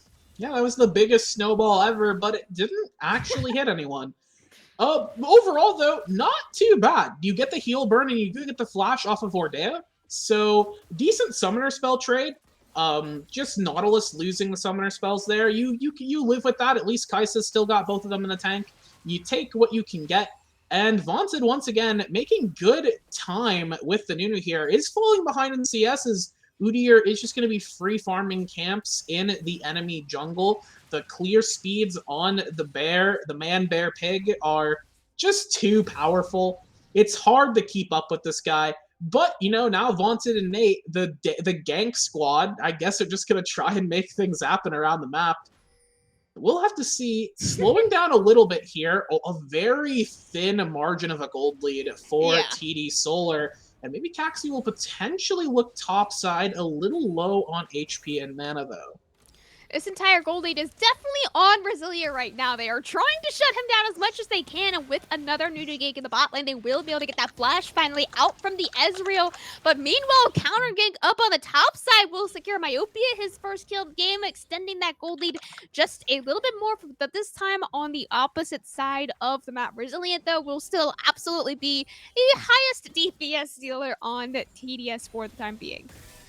Yeah, and it's fine. Kill getting picked up by Myopia there. What can you say? Swain is now gonna get a kill here. Vaunted is gonna try and make some things happen though, potentially finding the Udyr, but has no follow-up. And yeah, no follow-up here. Myopia is just gonna lock down Urgot, and not a whole lot to be done. Looking at the map now, we have 2.5 minutes, of course, on the Drake. The timer is still quite far away until the next major objective. The Herald is available, though, and that looks like it's going to be the next target for both of these teams. Rodero is on the... is actually going to be in danger. Oh my gosh, the max range hook connects onto the poor Thrush as well. The extra shielding is actually going to be blocked there by Caxi. The Fear Beyond Death blocked, but will still secure at least 1 kill there for Sekaroza. Now 1-1 on the scoreboard. Still a little bit down in CS, but despite them unfortunately losing that trade, they will still be able to secure the first Rift Herald now in the favor of Nameless. Not something they were able to take last game. Yeah, no, Nameless actually getting good. They're getting an objective before 16 minutes. Very good. It's called improvement. Hustle. It's grind. called we picked an early game ganking comp. Let's go. Let's go. Let's go. Nunu 20 CS down. Doesn't matter. Let's go. Hey man, CS doesn't matter. He's got 2 kills. He's got a Rift Herald now. Just where's he gonna drop it? Yeah, where is he going to drop it indeed? I would imagine it's going to be put into the mid lane. Just more gold into the pocket of Victor, similar to what we saw TD Solar do in the previous game, getting their own Victor a sizable lead, which worked very well. Fox was so oppressive on that champion. We could see a similar performance from Onion this game. But really, what set up that Herald there was just really poor positioning from Rodrero, who is... just kind of got caught out, and Caxi had to sacrifice themselves in an effort to save the Thresh, but did not go as planned. But now, next objective will be the Drake, as these teams will be looking to try and get a reset here. We have the Rise with a Mythic. That is the only player on the team with the Mythic available, though. Not sure how the gold is looking in the pockets of these players. If we could get a gold check, actually, I'm scared that interested. there's gonna be a fight. There's 15 seconds left on the dragon. Vicky, why do you do this? Okay, got it. Okay. Yeah, nobody's really close. The Victor might be able to. Okay, we can switch back. Okay. Hook there. There's the hook. All right, excellent. Buffer there by Resilient. Is going to be able to get away from the hook, but Nate doesn't have a buffer of his own to be able to get away. Instead, using that stopwatch to buy just 2 more seconds will immediately fall. Resilient 3-0 now on the scoreboard. Fire the Fox arriving down here in the bot lane as well with the help of that Realm Warp. Walking in, securing a kill for his jungler. Excellent hook landed once again by Ordero. Landed yet another kill for this really quite impressive bot lane now for TD Solar and the second dragon for them now as well. Yeah, and Rodreror doing really good on the Thresh here, landing every single hook, every single flay, setting up so well for the rest of the team to just come in and finish them off. And we see the great theory behind the movement speed comp. They had no way to outrun Caxi and Oh my Rise, gosh, and now we have another game! Play, hook, oh my goodness, everything lands, everything connects. Green Onion, he tries to run, he only runs into the box, and Ordero on the board now with his second kill of the game, almost tied with Resilient now. Oh my, this man's cracked on Thresh. Oh, he is running the game right now. Myopia does have the Swainel, but unfortunately cannot Swainel his way out of the Fear Beyond Death. That was not a nom. That was a that was a the noise of a shredder, I guess, just shredding papers, just something like that. Just delicioso. Sakroza could be caught out here. Is he caught out, or is he actually just baiting Caxi into Bonti here as well? Caxi, remember, doesn't have Flash, doesn't have Ghost up right now either. He's just gonna die. But wait, he lived? Oh wait, he my died. gosh, the red buff. It was all for the red buff transfer. Yeah, buff transfer complete. We did it, everyone. We did it. The plan worked. Oh, no. Oh man, Sakroza actually getting a pretty decent goal, pretty decent chunk of change there off of those 2 kills. Not gonna complain about that one. Does not have the Mythic yet. Is gonna be behind Myopia in that regard, but not too bad. Again, you take it. You take the 2 kills and you accept it, because that'll just give Urgot more damage here, and it will make it easier. We have a potential trade here.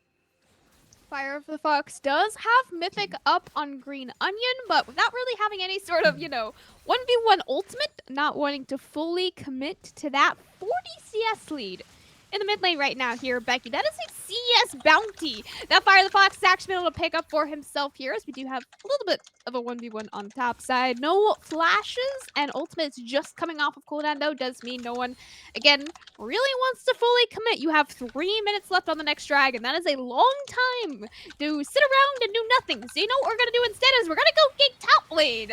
We do have a couple flashes coming off of summoner spells now, but with all of the ultimates up and available, nowhere left for Myopia to run. 30-second death timer at 13 minutes, man. That is a harsh one. Yeah, it's a harsh one. Okay, never mind. What are we doing? Oh, nope. Okay, never mind. Nothing's happening.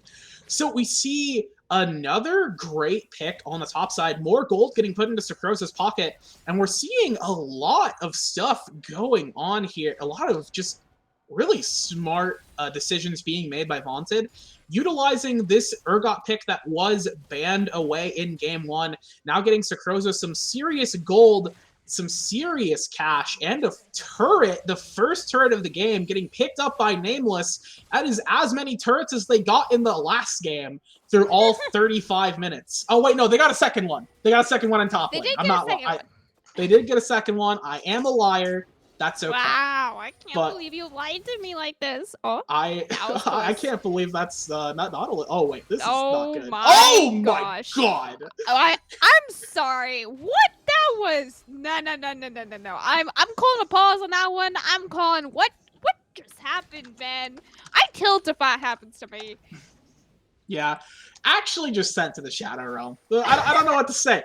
You He just got get locked up. executed by, like, He got thin air. blasted. He just got blasted. And oh man, I think there's actually what are you? Okay, Vaunted is okay. We're just throwing out abilities. A minute until the Drake, so getting pressure around this not a bad idea. A member in chat has dutifully noted that Nunu's build is kind of questionable. We have the Ninja Tabbies and the Bramble Vest into Udyr as an auto attacker. Yeah, can you It's break this interesting. down for me here, Becky? I'm really quite concerned right now. Yes, yes. Yes, well, you see, we're very worried about the basic attacks from Rise. Okay, Alright? You see, I he shoots lightning at people. It's very dangerous. Speaking of...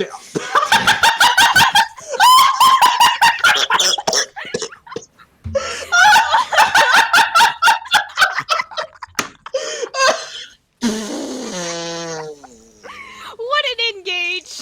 Oh, we're doing it! We did it! Okay.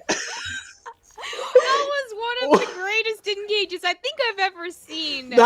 Oh Okay, boy. now we got the real engage onto Ordero. Unfortunately, the God Thresh himself will finally fall. That is an actual shot, that 150 now gifted over to Sikroza. But remember, Brazilian does a lot of poke damage, but he cannot do poke damage if he is flashed on, engaged on, killer instinct on, but he is still alive, still breathing. A little bit of burn left, but he is still alive to deal extra damage. Rather, Fox now on the board with his another kill on the table. Brazilian walks a little bit too close to the sun. Will fall now as well. 400 gold shutdown secured by Bob by the Fox. Last member standing. You did just have Thresh respawn, but he doesn't have TP. He doesn't have any way to get here. But you can't run into the Rise. He still does a lot of damage. But Rise forgot his own range. He forgot his own strength. That's running into instead the melee range. Urgot does sacrifice his own life and will sacrifice first Dragon for Nameless. Now, I'm terrified of saying this. This is a steal angle for Thresh. This is a steal angle for Thresh. Oh my god. I can't, dude. That was so close. That was actually stealable. That was actually stealable. Like, there's no way. Like, that Thresh 100% steals this, right? Like, I would have actually left. You would have had to find somebody else. I don't know if I could have lived any longer after seeing that. That was almost a one. Yes. But we see the Drake getting picked up by Nameless there. The first ocean of the game, potentially a 4 ocean, as you were talking about before, which is very good for all of these players. You like having that extra healing. You like having all of it. And I think in that fight there, what we saw was just a real disconnect on what TD Solar was trying to plan there. They didn't they got just picked off before any actual coordinated engage could happen. So while they were just getting run down, the rest of the other members of the team, like Myopia, were like, okay, what can I do now? So they walk into the back line, and even though we've seen Swain like win those sorts of angles, he doesn't have enough damage. He doesn't have enough items to actually 1v9, and only is able to trade one back, just losing out so much there. And of course, the scuffle with the Urgot and the Rise. Rise does quite a bit of damage, but wanting to go into range to actually get those powerful auto attacks that we were talking about didn't necessarily work out. It is the full auto-attacking Rise here at this game. I forgot to tell you, actually. That is why we're seeing some of the builds that we are seeing as a second Rift Herald now started up and will actually be safely taken by TD Solar. Doesn't look like Nameless want to team fight this, and I actually fully appreciate that. You know, we don't gotta throw the entire game on a second Rift Herald. Meanwhile, instead, send Green Onion down into the bot lane, try and secure this inner turret, making Rise burn his Realm Warp, but you will be losing quite a lot mid lane for this, depending on how many charges the Rift Herald can get.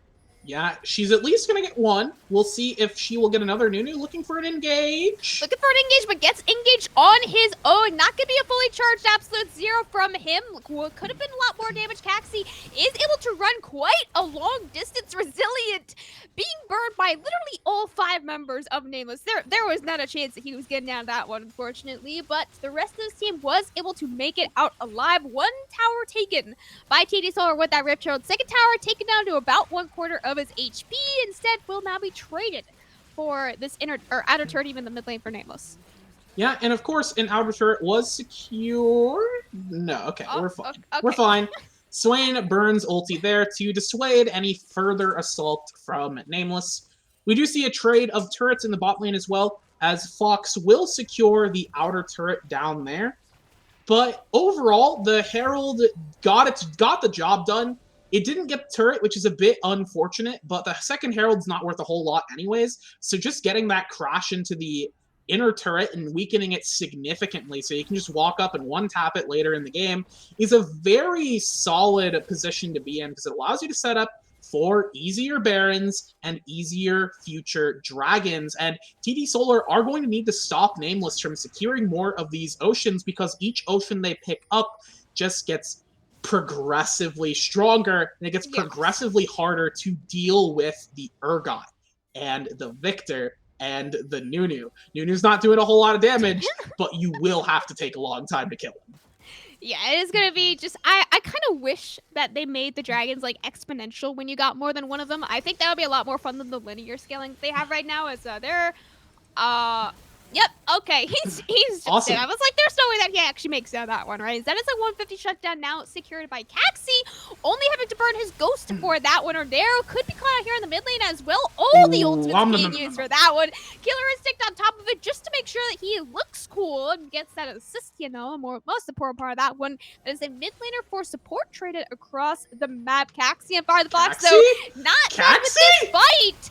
But do they really want to continue this fight is the real problem. Both of them just immediately shut down. Brazilian and Myopia nowhere near to be able to assist their teammates. All of a sudden, 2 more kills picked up now for Nameless. Yeah, Udyr completely lost there. Caxi must have lost GPS signal or something. I don't know how he ended up in that situation. Just caught out completely in a place where he had no business being. Even with the Ryze there, you are 2v4, and Ryze is not nearly strong enough to shred through all of those members before you just get shredded in response. This Urgot is 9-1. He is huge right now, and they're going to be just securing this second Ocean Drake for themselves. We have Flash! Nate, Flash over the wall, lands the hook onto Ordero. I think that one was just a show of, let me see if I can hit this hook. There was no world, I don't think, that Ordero actually dies. In fact, there was a very real world that Nate Flash hooks into more than one person there. That could have been a very funny death if he did die. That would have been a funny death, but a respectable one. You know, as a support player, sometimes you just throw out hooks to flex on your opponent. Like, if your opponent is also playing a hook champion, you gotta be like, watch this. And you hit the hook of the century with no follow-up, and you die. But you hit it. And that's what really matters. So the flex, you gotta respect the flex there, at least a little bit. Another hook champ. Yeah, no, it's all right. I guess, you know, the waste of the Flash definitely not good. It's not good. I'm not arguing it's a good thing. In fact, it's a bad thing. But you gotta, at least they got the Dragon. They are setting themselves up for the potential Baron here with the Victor and Kaisa. They have quite a bit of good percent health damage shred here. Actually, no, Victor does not have the Leandri, so I guess it is just Kaisa. And once the Urgot gets there, there will have the Urgot damage as well. He deals quite a lot of sustained damage with those shotgun knees. We have an engage here. An engage, potentially Resilient walking forward to try and take the Lanta, but at times not the second he tries to click it, and he will be killed off for his sins, and will have actually killed off his support there as well. Myopia could be next up on the table, and it's just a 1-for-1 all in a row from TD Solar. He will be able to flash away for a second. Blue buff will save his life from the biggest snowball ever. Still holding on to that flash for a couple more seconds, but Nate lands yet another insane hook. The Swain ultimate not going to be nearly enough to be able to keep him alive from that one. Bob on his board with his 4th kill of the game, but Zekroza 10, 1, and 6, 700 gold shutdown on the Urgot. This is why it was banned. Yeah, this is why it was banned indeed. No flash onto Caxi. And again, you can't ghost through walls, so he's just going to have to watch as the Baron gets picked up by Nameless there. Really bizarre positioning coming in from Resilient. Like you said, trying to get... What are you doing? What are you can't catch that guy. He's too fast. Okay, awesome.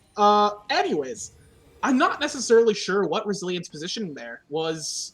You mentioned that he was going for the lantern, but he had to walk back into danger to click the lantern. He was in a better position if he just didn't click it.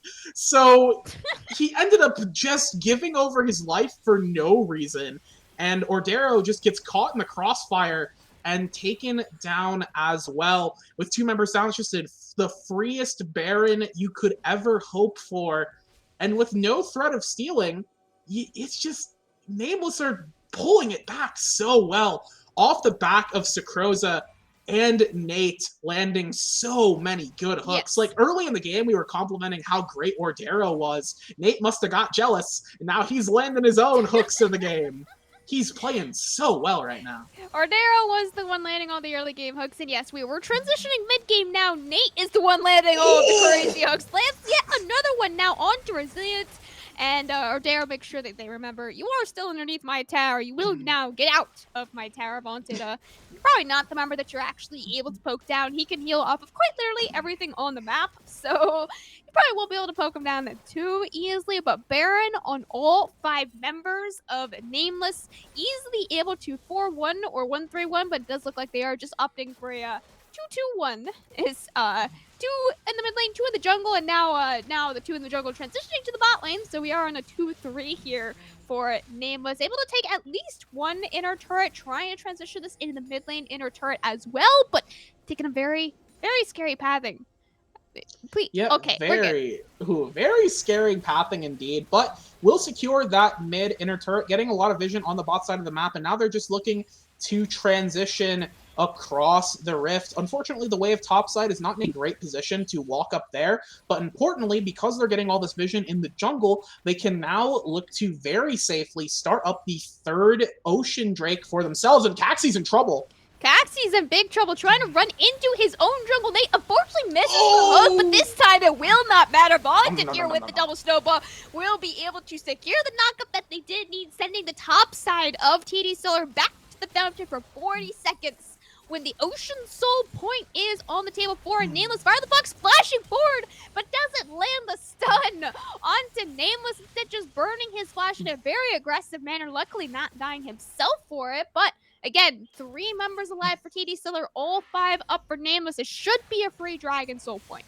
Yeah, it should be a free dragon going over to the side of Nameless. No smite, no threat of contest. The Ezreal ulti would be the only potential way of stealing it, but against Nunu, that's quite a hope. You have to hope the Nunu is just like asleep at the wheel if you want to try and get that steal with an Ezreal ulti of all things. So, what can you do now when you're Solar here? Well, honestly, it is going to be a little rough for them, obviously. They have to try and get a good flank and a good angle, but there's nobody really good to flank here. Sakroza just kills you if you try to flank. And for the most part, Nunu is never going to allow you to have time to get those kind of flanks. We do have a potential pick. Nate kind of playing the bouncy house there for a couple of seconds. He will fall, no shutdown to be picked up off of that one, but Resilient finding his first kill in about 20 minutes. Actually, it has been a minute since Resilient has been on the board, but any gold in this Ezreal's pockets will be very much thankful for. Very much scaling here for TD Solar. They're very behind right now. What, like 6,000-7,000 gold in the favor of Nameless? But Yes, 6,000. I have faith in the scaling. I don't have faith in the 11-1 Urgot though. I don't know if you're able to beat the 11-1 in Urgot. Yeah, it is going to be quite an uphill battle for the side of TD Solar here, especially now that the Urgot has finished the Spirit Visage. It is going to be so hard for this double AP threat team to actually bust down the front line here in a way that I guess matters. in comparison, we have Victor with the Rabadons finished, Luden's Rabadon, Shadow Flame, a huge amount of AP, just in the pocket of this big damage threat. Kaisa on 3 and a third item. Ezreal on 3 items as well. But opting to go, I saw this earlier, didn't get a time to talk about it. Opting to go for the Sunderer this game. I guess into the front line of Nameless, it's fine, but I don't know. Okay, we do have the Baron is going to get started up. Now TD Solar is going to try and walk in here. Baron not Wait, no, completely not start Sunderer. up. It's just a bait. We're trying to bait them into our river. Really bait them into this one bush. Someone has Okay. to walk into this bush for this bait to actually be a real bait. I don't know if anyone Mhm. is gonna fully commit to this. I don't think they're going to fully commit because they have the pressure in the mid lane. They have the ability Yeah. to force They got a TD tower. Solar to they got a turret. They have to force TD Solar to respond to them, which sort of called their bluff there. Forced them out of the river, and now they're able to position in and get back that vision control that they had just lost. So really great call there by TD Solar to just play it slow, not fall for the oldest trick in the book. And now they're gonna maybe get something. Whoa, that was a lot of damage. I'm just instantly burned onto Sucrose that they're taking him to 3/4 of his HP, tagging him with the Ezreal on top of it as well. Just for some extra poke. Ezreal not doing a crazy amount of damage here quite yet in this game. Baron is it really is just the name of the game right now. Is not really just who gets Baron, but who gets the team fight around the Baron. This mid wave also very much dictating. It's all just who wins this team fight, right? I think it's much less about the Baron. Yeah, the Baron is just set dressing for this next team fight, which will almost certainly, if not be game determinative, will determine the tempo for who will have the position to finish the game here. We have the hook getting thrown out, going wide, but for the time being, it's just more slow going, and Bonds is going to find Hook something. does land onto Myopia. Gonna be instantly burning that Seraphine ult as well. And just, I mean, Ordero instantly will be one shot. 1-for-0 so far. Now a double kill coming up for Green Onion. Another excellent hook going to be landing onto Fire of the Fox. Caxi running away as fast as he can. Resilient E over the wall. Should be able to make it out alive. But just like that, 3 for 1 now in the favor of Nameless. Which objective will they go for? Ocean Soul spawns in 40 seconds. Do they want a couple more kills? Do they want to run top and try to take the Baron? It is all in their playbook of what they want to take. Yeah, they have all the options in the world because TD Solar have none. They are having to play Nameless's game here, getting caught out once again in the river. They just didn't have the ability to try and fight there, and Nameless was just able to land a hook, land their CC, get the Nunu snowball in. They can engage from so long range. They can engage from out of nowhere with this Nautilus and the Nunu that it's so hard for TD Solar to respond. They're going to attempt to trade. They can't even do this. This is hopeless. No. There's no Baron angle here Yeah. for TD Solar. Please, no. But yes, that is now 4-0 on the previous 4 dragons. 4 oceans in the ocean soul of Nameless. That is a crazy amount of healing in these team fights now. They don't have any enchanter to really kind of buff it up even more than they already have. If they had enchanter in this team comp, that would be just, really just icing on the cake at that point. But 4 ocean dragons is I would probably say the best 4 stack in the game. Oh, it is quite a great 4 stack. There's just no real way you can deal with that, and there's no healing reduction right now because TD Solar in their playbook is like, oh, that team, who has healing? What, Nunu exactly? And I guess Urgot, but now every one of them has healing. And every one of them is going to make use of that. Those Spirit Visage that Nunu and Urgot have are getting so much extra value as well. And it's far too late for anybody to spec into healing reduction. We see Udyr have it, but Bramble is one of the worst Thornmail Bramble is one of the worst healing reduction items in the game right now because you can't actively apply it. They can just not hit you. That's all they have to do. And they're not...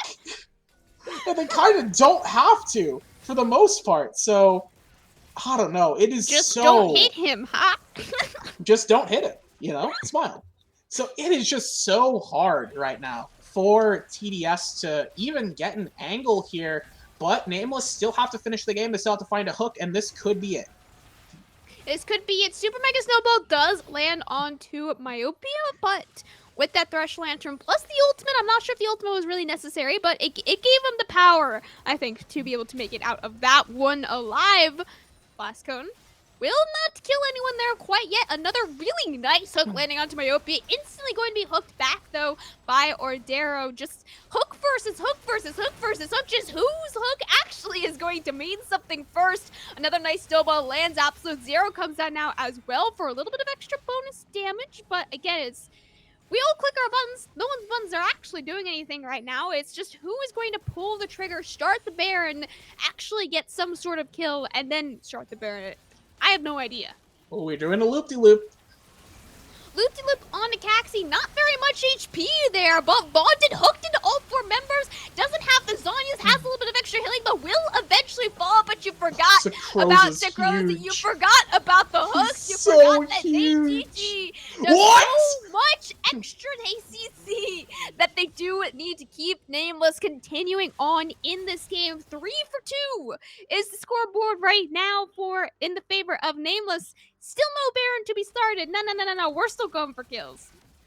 Yeah, I mean, kills are the win. That's the win condition. You just kill them enough until they quit. Oh no. Oh no. Oh, that's killer instinct right there. That was quite... that was a cinematic Kai'Sa right there. Just going in with the killer instinct, obliterating Ezreal. That's probably what happened in the cinematic. I didn't watch it.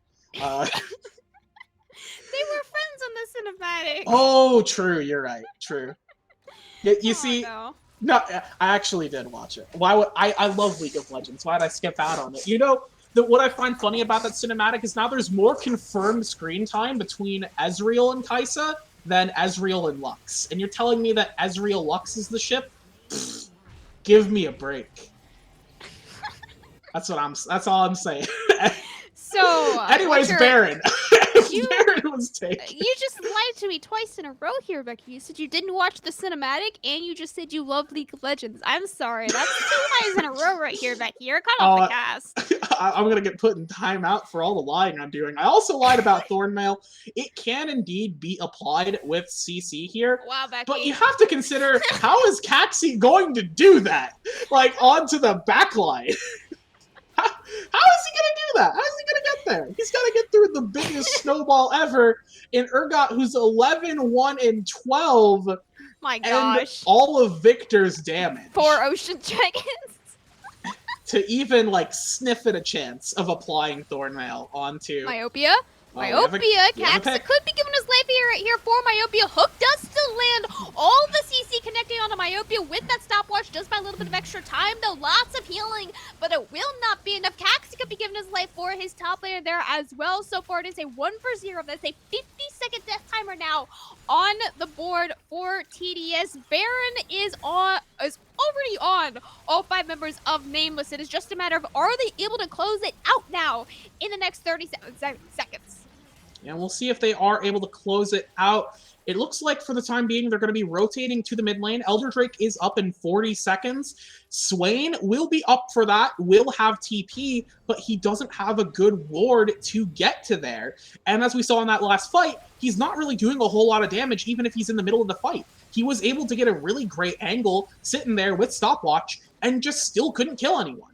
Because every member is so tanky on the side of Nameless. They just don't die. Even Thick Bob and Green Onion, who are relatively squishy, just don't die because they have all this healing. And they also have the Nautilus Locket. They have Locket shielding. They have Friendship with Nunu.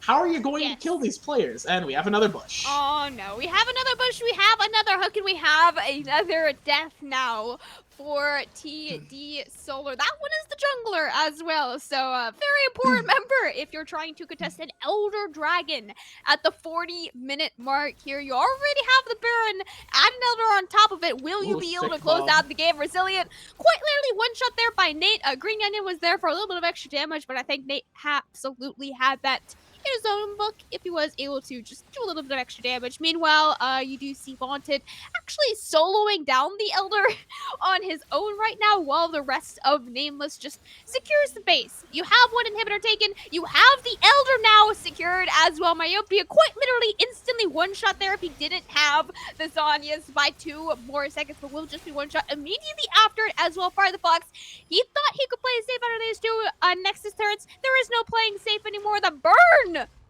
Oh. Oh, that was not the Almost. snipe. That was close, though. That Almost. was That close. was a good block. That was a very good block. Friendship test. Friendship test.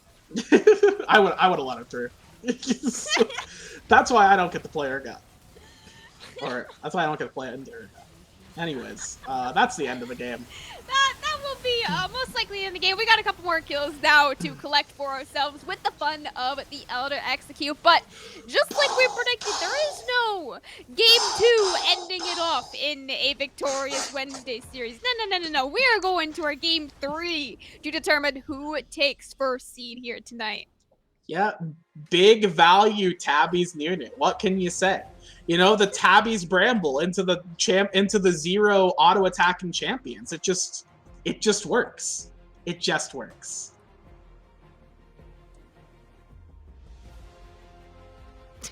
Did I DC? I must have DC'd there. No, I think I DC'd. Hello. Oh. I'm back now. Hi. Hello. Great I didn't hear work, what though. you said. I'm sorry. Yes, very, very smart points there, Becky. I do agree with whatever you just said. Yes. Yes. Game Yes, 3 indeed. will be upon us here in just a couple of minutes after a very short break now as we figure out OBS and spectator client bugs. Yes.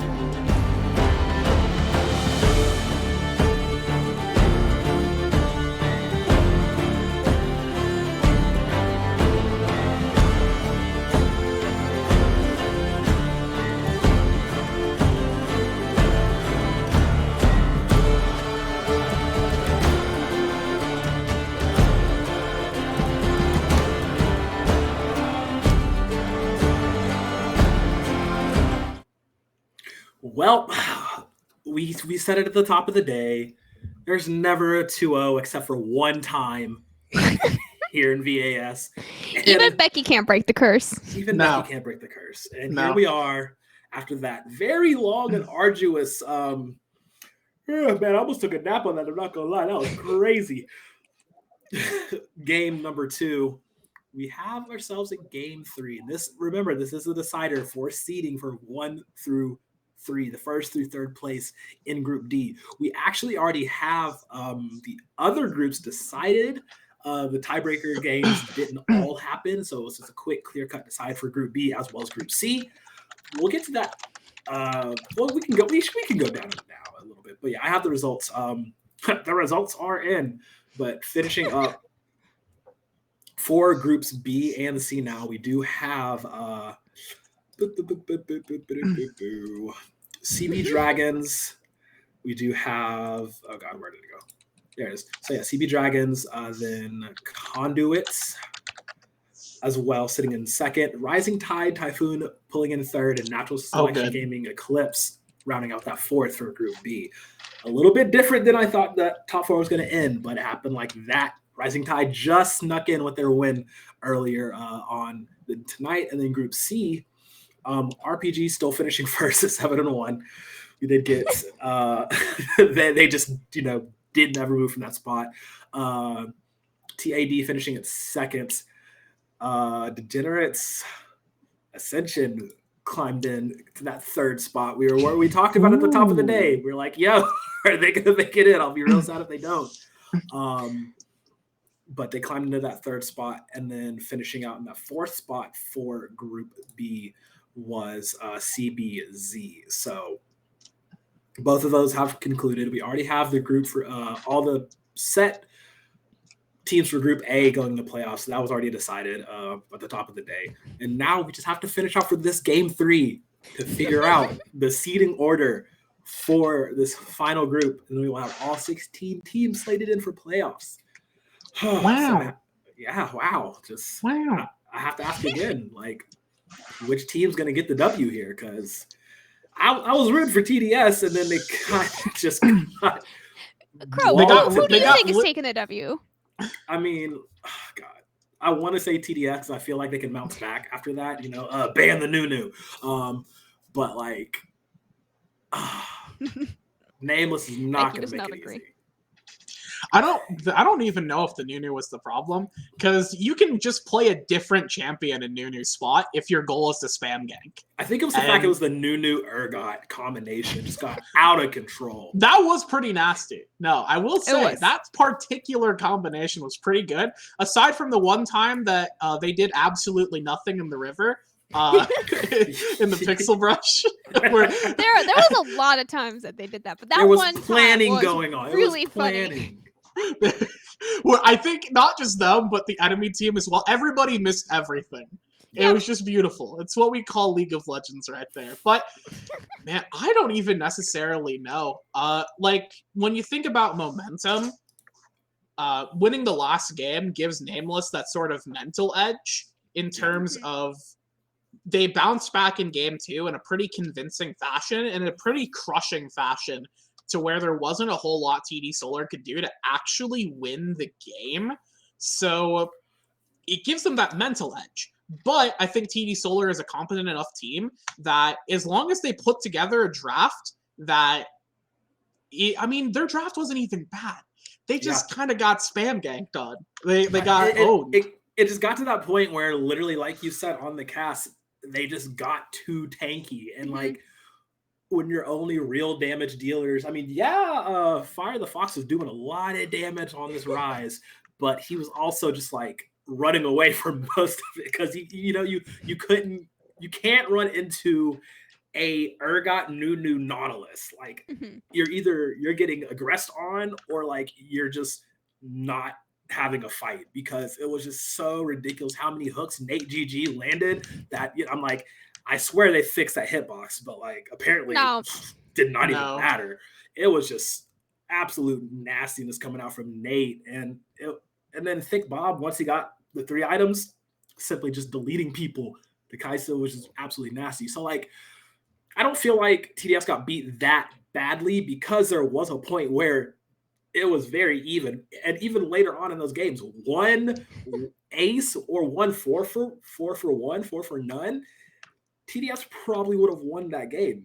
It's just they got out team fought, I guess, or just outwalled, as I like to say, when there's just so much meaty man meat in front of you. You know, you just can't get through all of it. It was a suffocation. It was a Ron, portal. I'm sorry to leave you here, but our draft has started, and we are actually very far in the draft now. Somehow, I don't know how that happened. All right. All right. See you later. Have fun in game 3. TDS should have win. fun in game 3. We'll see you after game 5. After for sure, Crow. Thank you for stepping by, catching us up on the playoffs. But in the draft we go.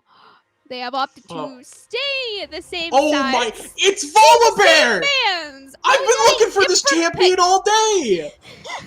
We found him! Hooray! We did it, and we've picked Ezreal. Actually, is it Nameless on red side this game? Yes. Okay, so Nameless picking up the Ezreal this game. You know what? I'm just happy we finally picked Volibear. B1 Trundle once again for TD Solar. A run back of the game. Was it game 1? Did they pick the Trundle game 1? The Trundle was in a terrible comp. That was Nameless. The Nameless picked the Trundle in game 1 and did absolutely nothing. Okay. Lulu.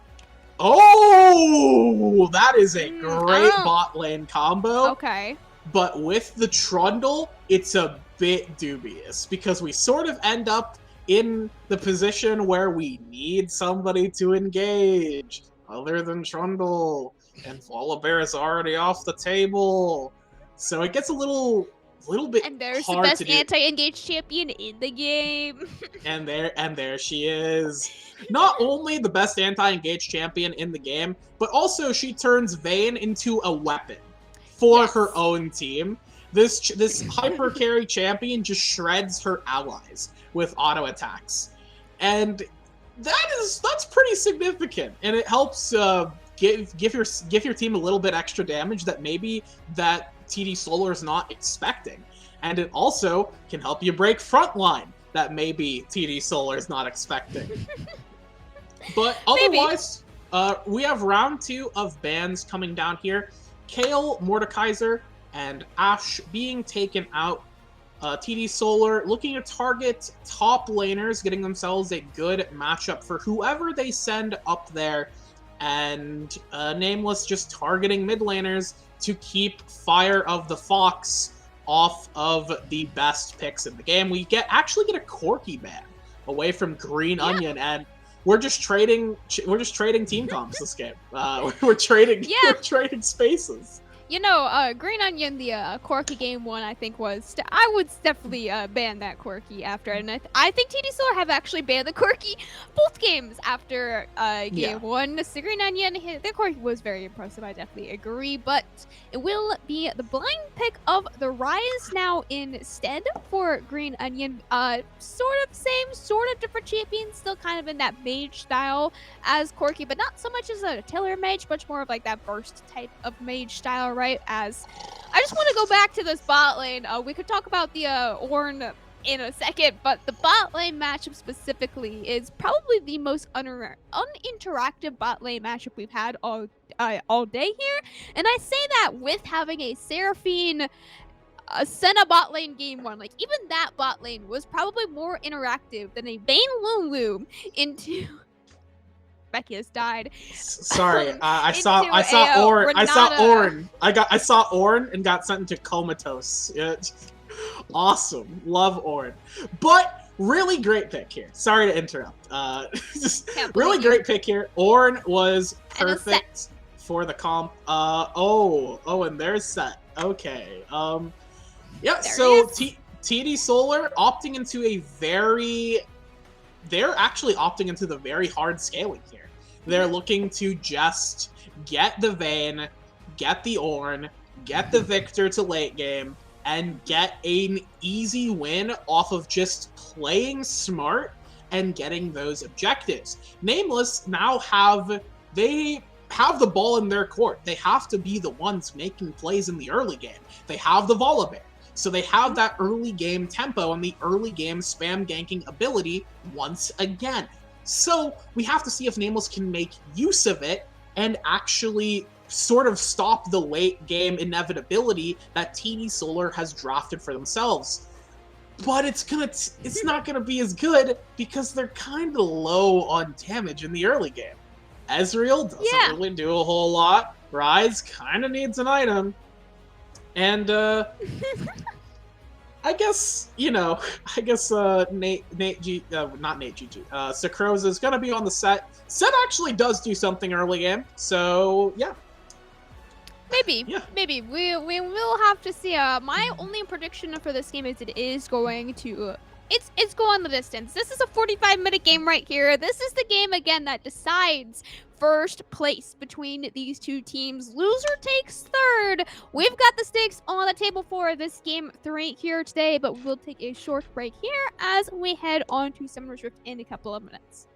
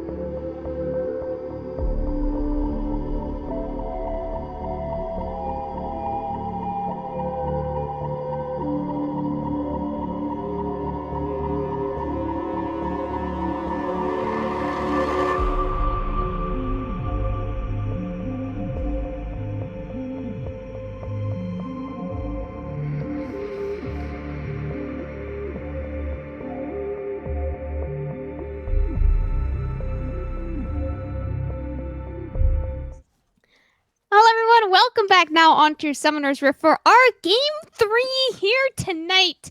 TD Solar taking on Nameless. This is the final game now of the regular season. Winner of this game takes first seed in Group D. Loser of this game takes seed 3 in Group D. Quite a big difference between the two. You gotta take this game right here. It's all on the best of one. Final game of the split. Once again, I'm Capcom, joined by Becky, Rita here on the desk tonight. Oh my god, this is the ugliest Lulu skin I've ever seen in my life. Whoa. Hey, oh whoa. my gosh. That was one of her release skins, I believe.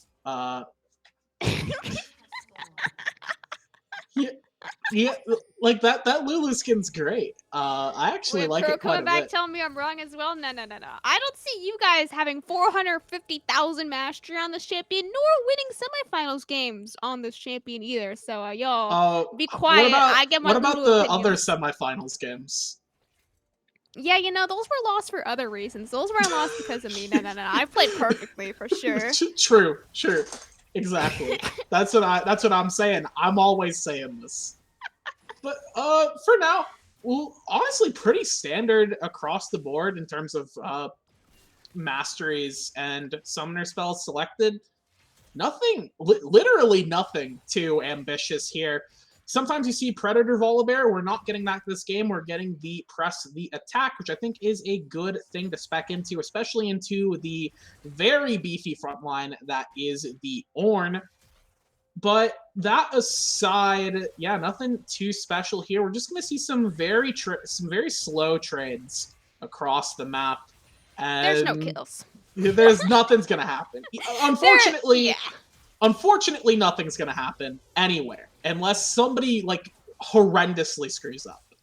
It would have to be pretty bad for someone to die this early into the game. Quite literally, everyone is either a tank or a hyperscaling champion. And all the tanks are on the top side, all of the hyperscalers are on the mid and the bot. So if there is a kill before 10 minutes, I will honestly be quite surprised. This is going to be in for the long haul right here, ladies and gentlemen. We can take a break for the next couple of minutes. I think just turn on some Shark Tank. I think we'll be back very shortly after this short advertisement break here. Absolutely, it's gonna. Does Victoris have any advertisements we can plug? I don't know. Yeah.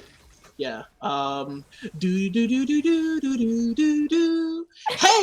you want to play your favorite games, League of Legends and Valorant, in an environment where everybody else can play with you? Wow, of course. I want to play my favorite video games with my friends, but I don't have any. Well, I've got a great product for you. On your Discord app, you can go to Victoris GG Discord, typing !Discord into Twitch chat right now, and you can get into the Victoris gaming community. Meet friends, meet people, and join a team so you can get in on the esports action yourself. Ba-da-ba-ba-ba-ba-ba. Oh my gosh, that was better than the ad read I had for Unified, I think, honestly. Oh my gosh, can we like write that down and make every caster on every stream from now on say that? That was beautiful. Thank you, Becky, for that. Unfortunately, you only took 2 minutes out of the next 30 that for the next 10 minutes. Yeah, unfortunately. Oh wait, we have action. Never mind. No, don't even. Oh no. Wait, they might actually have to commit a flash here. Oh, 2 flashes burn here from the side of TDS. But if they get a kill, then no kills will actually be popped. But it's the first blood picked up for Ordero on the Lulu. But he does not get any kill credit for that one. No. You gotta pick a better skin for that one. I mean, Becky, Becky, he took Relic Shield. Oh my gosh. He took Relic.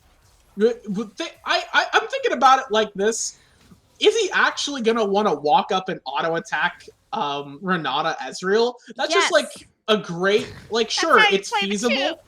It's feasible and possible. But it's also a bit risky in terms of you just get hooked and you just take a bunch of damage. So I honestly don't mind the Relic. I think that obviously you get your items faster if you go with the Frostfang, but considering that time is not a concept in this game that actually matters, just going for the Relic Shield, getting a little bit of extra defense on the board so you don't get immediately killed out by a Volibear diving your face, I don't actually mind the Relic here.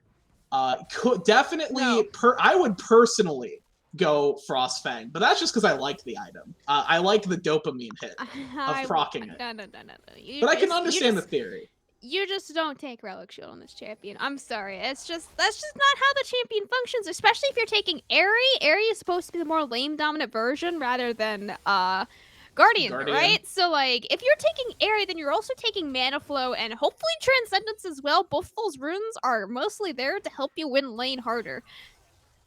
And Relic Shield is not the one that helps you win lane. You need the extra AP, and you especially need the extra mana regen off of Spell Thief. So I will not like you, Ordera, very much. You had an excellent Thresh game too, but I am here to flame you on the Lulu. I'm sorry, my friend. Yeah. Taxi, Yeah, you need to don't die get for the Scuttle. Lulu gaming. Okay, yeah. Okay, we're good. Scuttle secured. I don't know who. I guess it's like the first two scuttles happened like an hour ago. So I don't know if there was a double scuttle actually happening, but yeah, that scuttle going over to Caxi, just getting some vision, getting things set up. We have actually a dragon was picked up for Nameless at some point. I'll be honest, I don't remember. So they do get the first dragon, which is very nice for them. Helps them start accelerating a potential dragon win condition. Unfortunately, both mountain and ocean are taken off the table. So you're looking at best, an infernal and potentially a cloud. Which You could have a Hextech. Hextech's pretty good. Yeah, Hextech is pretty good. Oh, we have a gank. Never mind. That was awesome. Great work, everyone. And we didn't even get the cannon. Beautiful. Great work, team. We did it. Yes. I think the double tier on the side of Nameless really does just kind of encapsulate our feelings about this game right now. Yeah, you know, it's just one of the tiers is yours, one of the tiers is mine. They're stacking steadily over the course of this. Yes. Oh, we have a thumb thumping. Oh no, Caxi, once again, he walked a little bit too close to the scuttle there. He had a really nice pillar. He tried to work for the engage, but Nate kind of outplayed them with the exhaust button right there. Exhaust, most broken summoner spell in the game, even more so than Flash. You cannot tell me otherwise, so he will fall. It is 1-1 on the board now. We are again tied. No, I genuinely agree about Exhaust being the best summoner in the game. Like, this isn't a meme. It's literally in every situation. It's just the "I win" button. Mm-hmm. Any fight, any 1v1, I win. There's no real you just click a button on them. There's no counterplay. You just stop them. Oh, we got something. Up here in. Yep, in the top lane, but you know, it's an Ornn. We just flash it. Ornn also very tanky. Probably not able. Really good flash. That was a max range over the wall flash. That's a hard flash to get, actually. Yeah, that one is particularly tough. I think he was a little bit closer, so it wasn't like it might not have been super max range. I would have to be in the game myself to know that. I don't know a lot of wall flashes. I fail a lot of them. So, you know, that's okay. But definitely a good flash getting out of there. Set ult does get burned, but no flash getting burned off of the set, so he will actually have that summoner spell if Vaunted wants to return topside. I don't know why he would. You're not killing Ornn, but I guess theoretically, you can make something happen up there with the set flash. More specifically, you could probably try and send Set into the mid lane. If you can get this flash off of the Victor, send Set into the mid lane, go for a flash E, and just try and get a kill onto the Rise. Because right now, Green Onion's just getting outlaned, being down in CS right now, and not necessarily down in tempo or down in pressure, but losing minions into the Victor, which is not ideal. Good poke coming in from Nate. Just but not a whole lot. Though. Dragon in 10, Volibear's around it. First Retro plus the first Dragon have gone in the favor of Nameless so far. Counter gank down here on the bot lane. Got a couple of ultimates available, but very low mana across the board for these bot lanes. Resilient, lots of damage right now off of the Vayne, but not really enough damage to actually secure any kills. Extra burst damage coming out from the Chaos Storm from Fire of the Fox, but again, it is a very slow early game. We were playing for 20 minutes. We were playing for 25 minutes. Current bot side prio for the second dragon is actually in the favor of TD Solar. That first ritual will now be dropped by Vaunted, kind of forcing their hand. You're either dropping, you're either taking this first tower or you're going to lose your bot lane outer turret. And they might just be doing both there. 3 members are strong here for Nameless. You do have Rise hovering with the Realm Warp available as well. And Riftchild will only be able to take the first 2 plates off of the bot lane outer turret. Dragon still up on the table. We could have a fight for it. We could just have Nameless take it for free. Not too sure what's going to happen about that one yet. Yeah, and unfortunately, even though Sakroza has TP, it has not been upgraded yet. So, oh wow, that was really good play from Myopia there. Doing one of the few Ornn mechanics that you actually have on this champion. Hooray! But yeah, no, that will just be the dragon picked up by Nameless there. They were able to use the Herald to just secure positioning around the river, force TDS into a bad spot, and then take advantage of it by claiming everything they needed to, checking all the boxes, and securing that second dragon. And for some reason, the overlay is saying it's going to be Ocean. Ocean that means in 5. It's Hex Tech. Okay, it's Hex Tech. All right. We've got a Hex Tech available for the team. Hex Tech Rift, while the Drake is good, it's a very nice Drake, works really great with poke champions, and the Ezreal will certainly love to have that. Most importantly, you get the access to the Hextech gates, which gives you more mobility and the ability to get back onto the map faster, which is exactly what Volibear wants in this game. He wants to be able to get as many ganks off as he can once anybody gets to a position where they can actually look to kill somebody, and then he can look for a gank, clear a couple camps, recall, take the Hextech gate. And he loses a lot less tempo than he would otherwise. Same with Trundle. Both of these champions do really like having the gates. You just have to remember to actually use them. I forget to use the gates because I just forget they're there. Which, that's why I'm low gold. All right, that's why I'm not a good player. You want to know how I trained myself to use the gates? It's the same way I trained myself to use teleporters in Terraria. Is when you forget to use a gate, I force myself to walk back to the gate from however far I walked and actually use it. And that's how I train myself. It is a very painful process, but it does actually train you quite well, as Nate survives for a couple more seconds there with the W, but burning the ultimate plus the flash is some very large cooldowns for a very early game. Renata, very excellent kill picked up there by TD Solar, but unfortunately not really any objectives on the board to be able to pick up off of that. That was actually Caxi who flashed. The flash was already down for Nate. The exhaust was burned, though.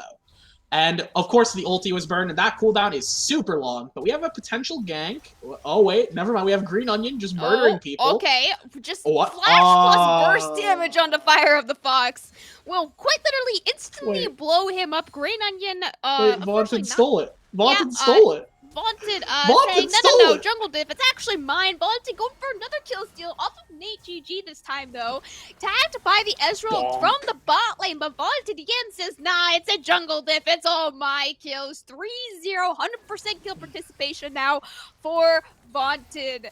Myopia could be caught out here on the top side as well. Nate, he has completely forgotten bot lane exists at this point in the game. He says, bot lane does not matter. I have an Ezreal. I will go do anything else across the map that is more helpful.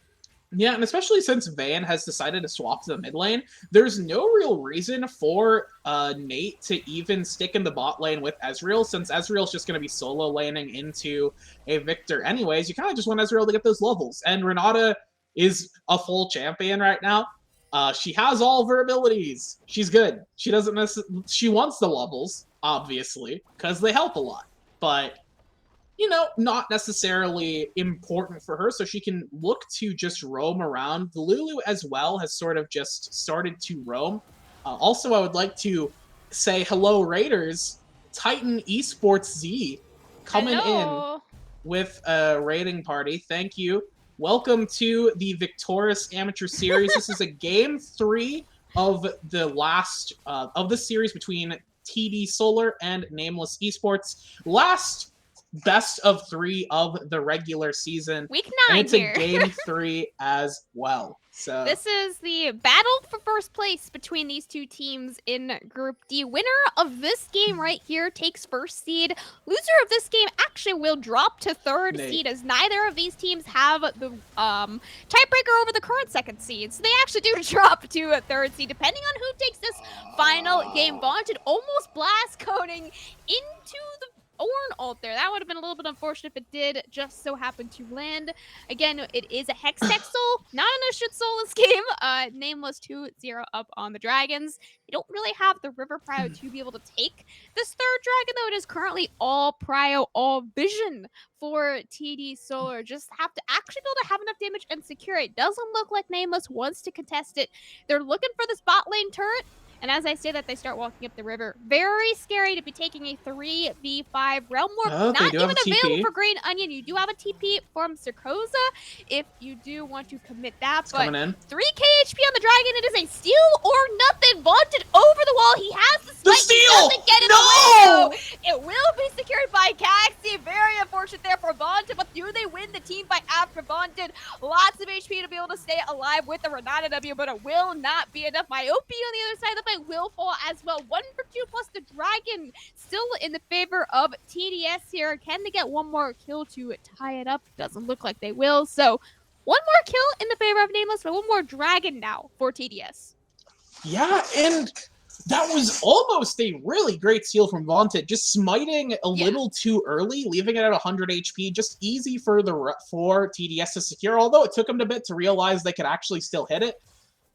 They were able to secure that Hextech Drake and then win the fight off the back there. They just really, because TDS were just trapped in the pit and having to try and scoot out, they didn't have a really great... Oh my gosh. No. Fire of the Fox. Whew. He's just kind of one shot right there, just casual, absolute insane damage coming out from Bob. Yeah, E for damage, Smile. Just eat for damage. It's good. It's not troll. It's not troll, but that's okay. Yeah, Fire of the Fox just gets obliterated there, and the Ezreal's looking quite good, sitting on the Muramana. Likely has a fairly decent back here, off of the last team fight. I do not believe he's back since the team fight around the dragon, but there is just so much gold. Not necessarily, the Ezreal has quite a bit of gold, and the Rise has quite a bit of gold from assists, but a lot of the gold is loaded on to the Volibear. This is going to be the thorn in TD Solar's side, because he's just going to be a huge wall. You have to get around him, and your Ornn is not going to be good enough to actually deal with him, and your Trundle still doesn't have a Mythic yet. So until Ornn gets bigger or Trundle gets an item or two, it's going to be so hard to deal with the Volibear, who is absolutely just going to take every fight before you even get a chance to think about taking the fight, because he runs at you super fast. He has the Turbo Chem Tank, and he is going to be a menace in this game. But not a whole lot else going on since then. I do not even think we've gotten a turret, to be honest. Nope, no turrets. We have one turret taken on the top side, and yeah, so one turret on each of the side lanes taken away from TDS. But yeah, just the 2 turret lead plus the 2 dragon lead does kind of contribute to that gold lead. Very small that Nameless has. 2,000 at 20 minutes is quite a small lead, but it is one nonetheless. So if they're able to continue just growing this ever so slightly, just continue taking these outer turrets, as that will be the final turret to now fall. 3-0 now is quite a strong lead for these outer turrets. Really able to break open this map. I don't think they have enough damage to start up a Baron at 20 minutes, but they can absolutely try to threaten it and take some sort of team fight instead. Yeah, they can look to threaten it. and then look for a team fight afterwards. But that's going to require a bit of setup and a bit of extra planning. And with the dragon up in a minute 30, that's a more pressing objective than trying to rush a Baron at level 20 just for the chance of winning a team fight. So I imagine these teams are just going to slow down for a bit and look to start actually pressuring around the dragon. Granted, we could see a sneak for the Baron by the side. I think Solar actually has the damage to do it, maybe more so than Nameless because they have the Vayne and the Trundle. So that is a potential option if Solar decides they want to trade Soul Point for a Baron sneak. They just do not have the angle for it, and that's just poke damage going down. So we'll see if they can even get into the river here, but oh no. Oh boy. Okay. Oh boy. Renata Ultimate is a really long cooldown, but it's obviously not as long as a Flash. So Ordero will lose out on the cooldown trade for that one. 30 seconds before a Soul Point fight, though. You definitely don't want to be missing as big of a cooldown as a Renata Ultimate. So not the worst thing in the world for really either team to lose out on that one. Myopia, my friend, you cannot just build items in front of the enemy team. Not gonna really able to work out on that one. Sakroza is recalling on the top side. He does have TP still if they do need him quicker, but he is walking to bot lane as fast as his little legs can go. As long as no one engages before that, should be okay. Lots of scary standing off right now. Dragon is up on the board. This would be Dragon number 2. Remember, Hextech, not Ocean, for TDS, or Dragon number 3 here for Nameless if they are able to take it. Sakroza has not arrived to the river, so it is a complete 5v5 even. Ooh, this is the scaling point now. We can start having some real teammates here. Dragon actually reset, and that's the engage now onto Sakroza, trying to go for the counter engage, but he is Polymorph, not going to be able to get his ultimate off. Instead, trying to ult back in the team. Does have the Renata ult to buy a couple more seconds on him, but will still fall. 1-1 top laner between for the support. 4k HP still on the Dragon. TD Solar, they don't want to keep going in. They want to try and run away. Bob going a little bit too far deep in there. Does have a little bit of extra healing though, so he will be able to walk it out of that one at least safely. Dragon number 3 now secured for Nameless. Baron is next up on the table again. I don't think they have enough damage to completely take it secretly, but take it, bait it, do something around the Baron. You don't have to just keep pushing mid lane. Yeah, that would be nice. I feel like we're just going to continue seeing ping-ponging waves until the next dragon, though, which is unfortunate, but that's kind of what I figure is going to happen. You know, don't want to pull the trigger. It might be a little too scary. But that last fight, just really solid from Nameless overall.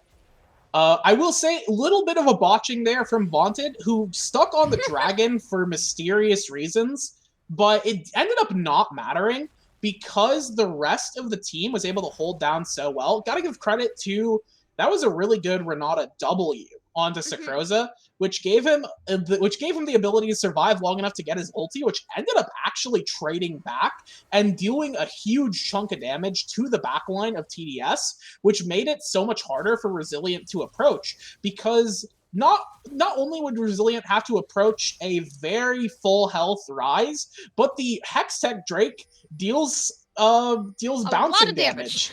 It deals a ton of damage, and it cleaves. So, not cleaves, but its auto attacks bounce. So, yeah. It is very hard to approach that when you are low HP.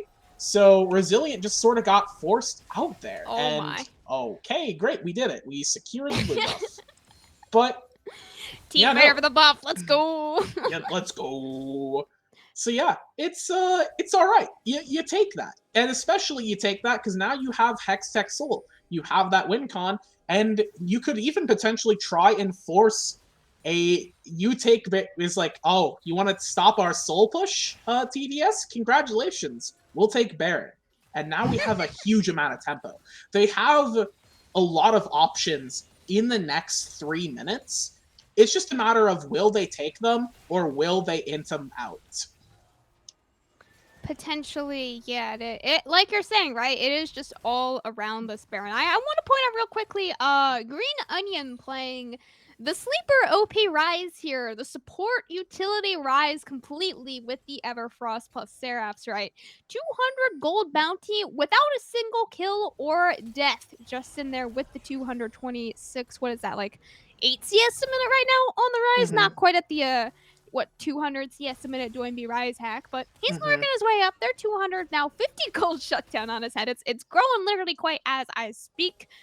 Split pushing down there in the bot lane. Both split pushers on the bot side right now do have TP, just in case anything does actually happen around this Baron. But right now, it truly is just a standoff of poke, of tankiness, of extra healing. You only have one Ocean Dragon, so it's not like it's a 4-stack Ocean Soul that we had last game to deal with. So nothing too crazy, just a battle of vision, and Nate keeps walking way too close for my comfort.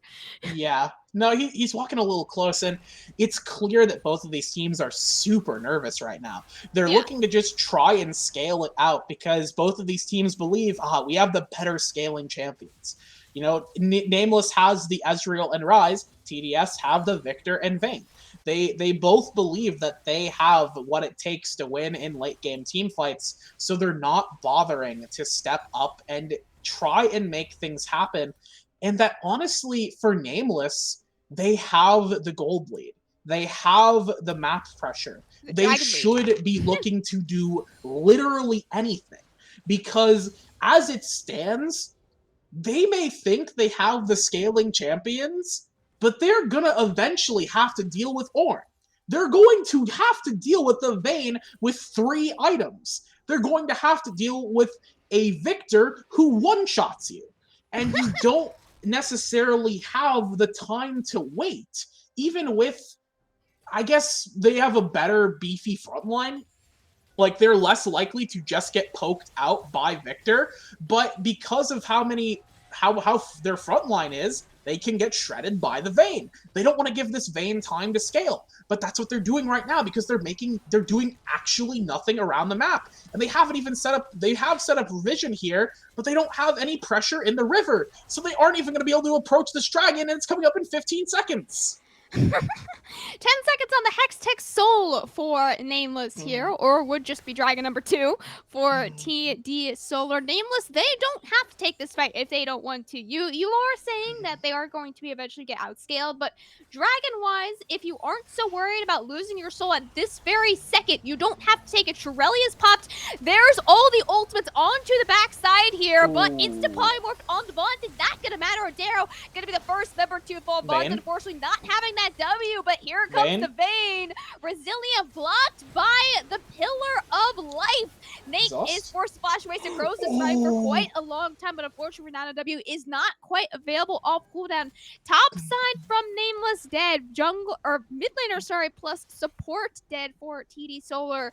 None of these death counters are very long right now, so they are able to come back in this fight if the rest of the team holds it off for long enough. Dragon's still not started up. You see just how much poke damage the Ezreal plus Rise combo do have. Myopia almost just killed from the poke. Resilient is just kind of waiting for the ultimate to come back off of cooldown.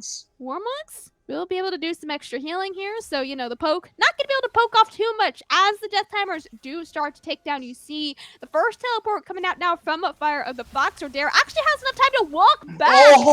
Nate, the only member to now be caught up on the second part of the team fight here. TP being channeled in now. We are not done yet.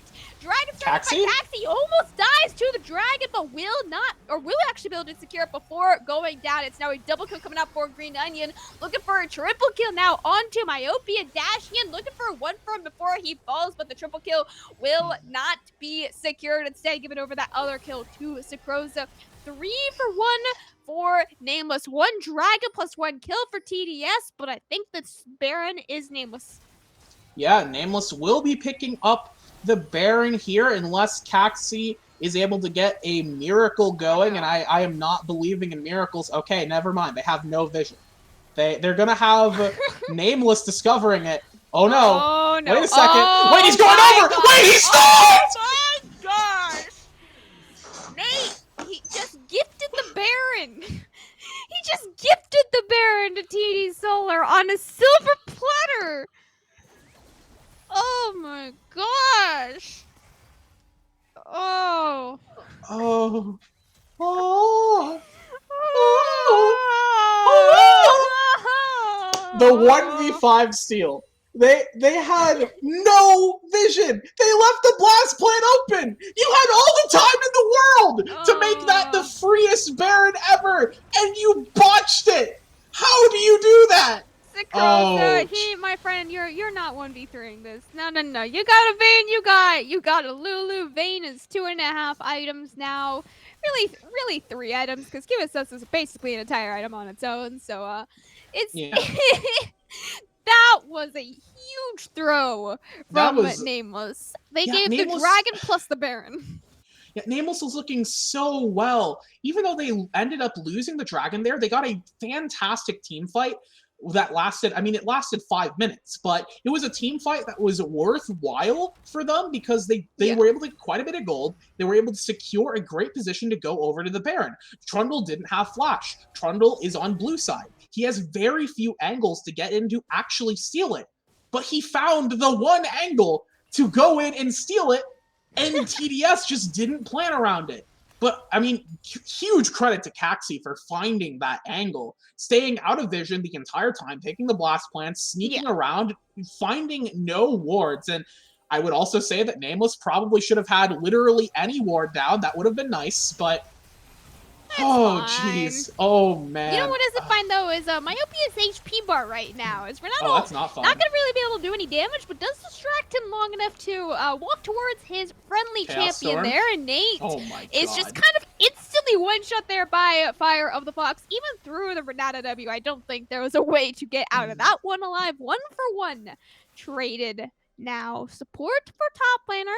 Neither of them very good at holding these, or taking these towers. Even they're both very good at holding towers, but taking towers not so much in their what do you call it?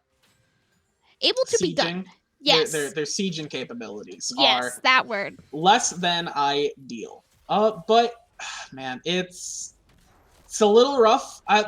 Stealing the Baron at least prevented TDS from getting anything done here. But all it does is it slows the game down even more. So we have 90 seconds till the next Baron. The next Dragon. Baron's up in another 3 minutes, but is still actually on the board for a couple of members here. The Dragon will be the next prime target here. We already see Nameless setting up a bit of vision, getting control of the river. They're going to have to reset here, though, and that'll give ample opportunity for TDS to step up into the river and try and take it back, but it looks like they actually aren't going to take it. Trundle is... Trundle's nowhere to be seen. I genuinely don't see the icon. Okay, there he is. There's Trundle. I found him. So yeah, what are you doing, Vayne? Vayne check? Okay. Whew! Vayne could have been in trouble there. But, no, yeah, we are setting up around the Dragon. Good wards from Nameless. They managed to keep their vision on the river here, and they will look to just try and finish this one out. Claim the soul. Surely Caxi won't be able to get another steal, right? Smile. Let's see. Where we are 3-2 right now on Dragon's. Reminder, this is Hextech, not Ocean. Sorry for the clamp, but there's not much we can do about that one. But Sakrosa, you do see him on this other side of the wall. Blast Plant, smartly taken by TD Solar Eye. Before this, oh no, I don't have time. Never mind. Here comes the engage.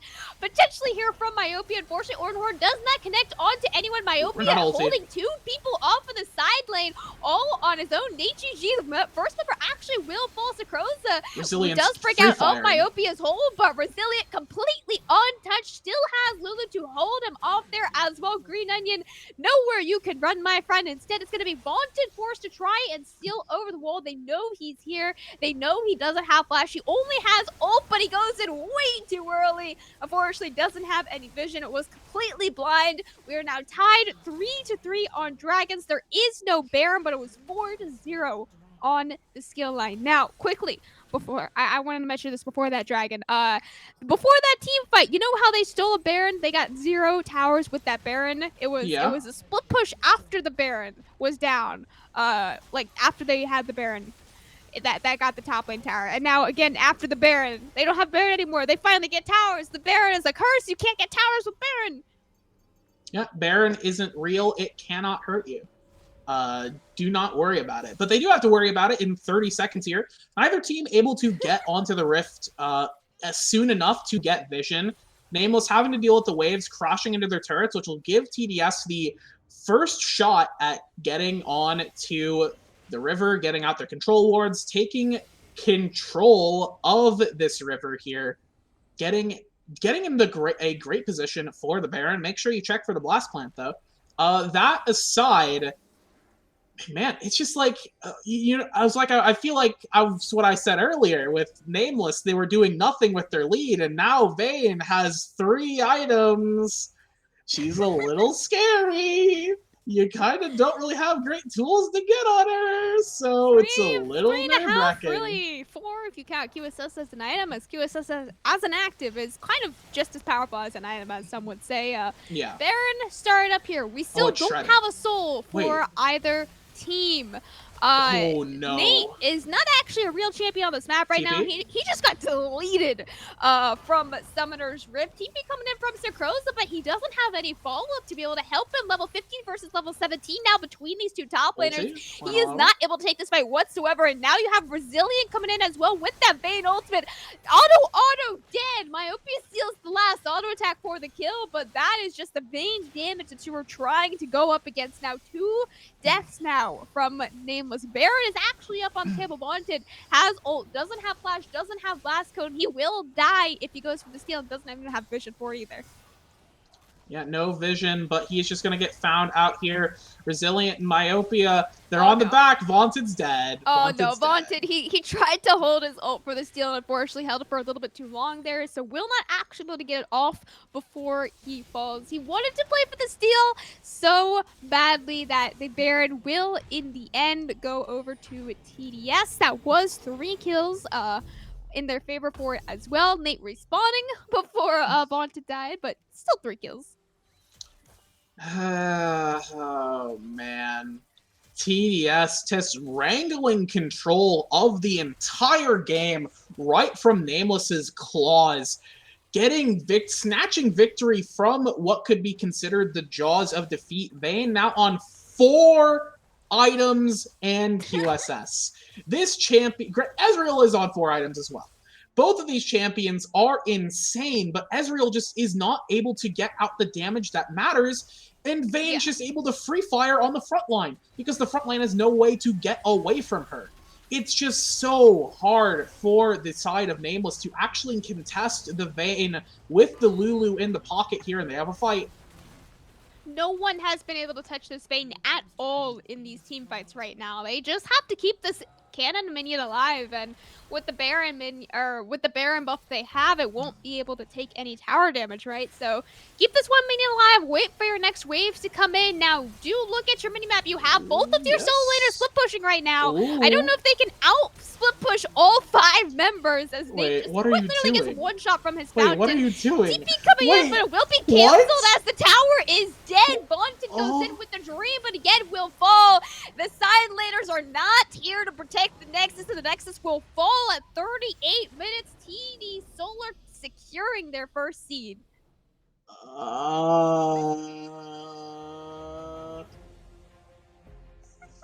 Awesome. That was a front door. They opened the door. Is TD Solar or vampires, and Nameless let them in. I don't know what to say about that. Oof. Okay, let's get back to the Voice of the God here. What's your opinion, Crow? What can you say about that? Well, Resilient on Vayne. Like, I saw the lock in, and I'm like, all right, they got like 20 minutes before this is gonna get real bad. And that's basically what happened. There was the midpoint in the game where, like, Nameless is like, yeah, great dragon control, great team fighted. Vaunted's popping off on the Volibear. It's great. Oh, no, the Vayne has 3 kills. and then it just spiraled out of control. That 5-minute team fight around Dragon, yeah, that kind I of love really that. My voice really loved that. that kind of just sealed the deal for the game itself, because got 2 more kills in that. I wanted two or 3 more kills in that. And then they're just like, okay, cool. We'll just take that, all those extra shutdowns, transition that into some towers, and then you just have this really big problem. When you have a Trundle that's allowed to catch up, it playing into 2 tanks, it doesn't really go well. And when you have the Vayne to supplement that as well. Also, I would like to point out that Fire of the Fox actually got to play a game of League of Legends this time. So him actually being viable as another damage source, turns out, really does make a difference. But yeah, it just the scaling composition of TDS just came online, and unfortunately, very unfortunately, Nameless didn't really have the strats to beat it out. Yeah, no, it really just felt like Nameless had they had all of their gold in the wrong spots. They had all their gold loaded into Volibear, which can work if the Volibear is sort of itemizing to be a bigger threat than he ended up being. But he was just going to be a meatball, and meatballs just get blasted by Vayne. Vayne sauces those meatballs is all that can be said about that. And they spent so long ping-ponging waves and doing nothing when they had the capability to try and make something happen. They could have forced a fight around Baron while Vayne was less strong. They could have tried to force a fight around literally any objective. Push down a single lane and siege and try and force them to fight you. Try and do literally anything with your gold lead. And unfortunately, Nameless just gave too many opportunities for TDS to get back into the game. They had so many angles. Of course, you gotta give credit to Caxi for that steal, because that Baron would have been the nail in the coffin, honestly, for the game. So stealing that and completely shuttering the tempo of Nameless was so important for Caxi. And I don't know what to say. It feels like TDS played incredibly well when they were able to get control of the game, but it also feels like Nameless just stopped playing. I just want to quickly go over the top 4 seedings here for Group D. I do believe they are now locked. Your first seed will, of course, now be TD Solar. Second seed, Collective Colors. Again, they did have tiebreaker over both TD Solar and Nameless. So Nameless dropping this series will fall now to 3rd place. And 4th place is, of course, To the Moon. They won a game off of forfeit this week, so I believe that they lock in 4th place with that. That's one way to get in right there, man. Let's go. I can't find any games from Lights Out, so I don't see them. They're sitting at 5th, I don't know if they have tiebreaker over To the Moon either, so if they do, then they could be the 4th seed, but I don't see their series. So I'm going to say To the Moon is their 4th seed. Yeah, I believe To the Moon hasn't locked in at 4th. Just by going off match scores and whatnot. So we have our 16 going in for playoffs. We did it. We got through the 9 weeks of the regular season. A few bumps along the way, but we made it all the way through. It's all perfect. Nothing went wrong. I don't know. I don't have the time schedule. Are we starting an hour early? No, next week is still best of 3s. Next week we're still regular 8. Gotcha. Okay, well, you heard it here first. Next week, round of 16 starts. It's going to be quite the bangers. It's the playoffs, baby. It's all the marbles, even longer series. Oh God. I mean, luckily, the top 6, the round of 16 is only best of 3s. The best of 5s don't start until the quarterfinals, so we have some time before it actually gets super long in the game for the nightly games. But what a wonderful series we had today. Once again, went to all 3 games in typical VAS fashion. But yeah, every time. I'm feeling tired. We gotta go. Time to wrap this up. Any last words from Cam? Real quick, I just want to say, I bet we're still gonna have our game 3 here for our round of 16. I want to know quarterfinals. No. Does our streak continue and we end it at game 3, or does the streak continue the other way and we go to game 5 every time? I feel like we're never getting a game 4. It's either going to be game 3 or game 5, and that makes me very nervous. That's something to be nervous about. Becky, joining us on the desk. Any last words for the stream and for all of our wonderful fans out there? All right, I'm gonna chill. Let's go. Duck Divisions this weekend, premiering the Duck League, coming at you live this Saturday, baby. That's right. It's Duck Gaming. Will be happening. Make sure you check that out on Camcom's Twitch channel. I believe it's going to be on your channel, Cam. Becky's casting. I'll be casting. Shibby, who is on VRD, will be joining me on the desk. So I did not put them up to this. I'm excited. Hey, I heard we still need a gold team. Your gold team. Let me know. Yeah. True. Heard through the grapevine we need one more gold team. Yes, Camcom's Duck Divisions. Didn't put them up to this. I said this nothing. This weekend, it's gonna be dope. It's great for great causes, charity and donations and whatnot, and it's gonna be tight. Hope to see y'all there, but I have to end the stream for the night because I am getting dreadfully tired. And so for everyone here at VAS, have a very safe, wonderful night. Happy Pride Month, and we will see y'all next week for some playoffs. Good night.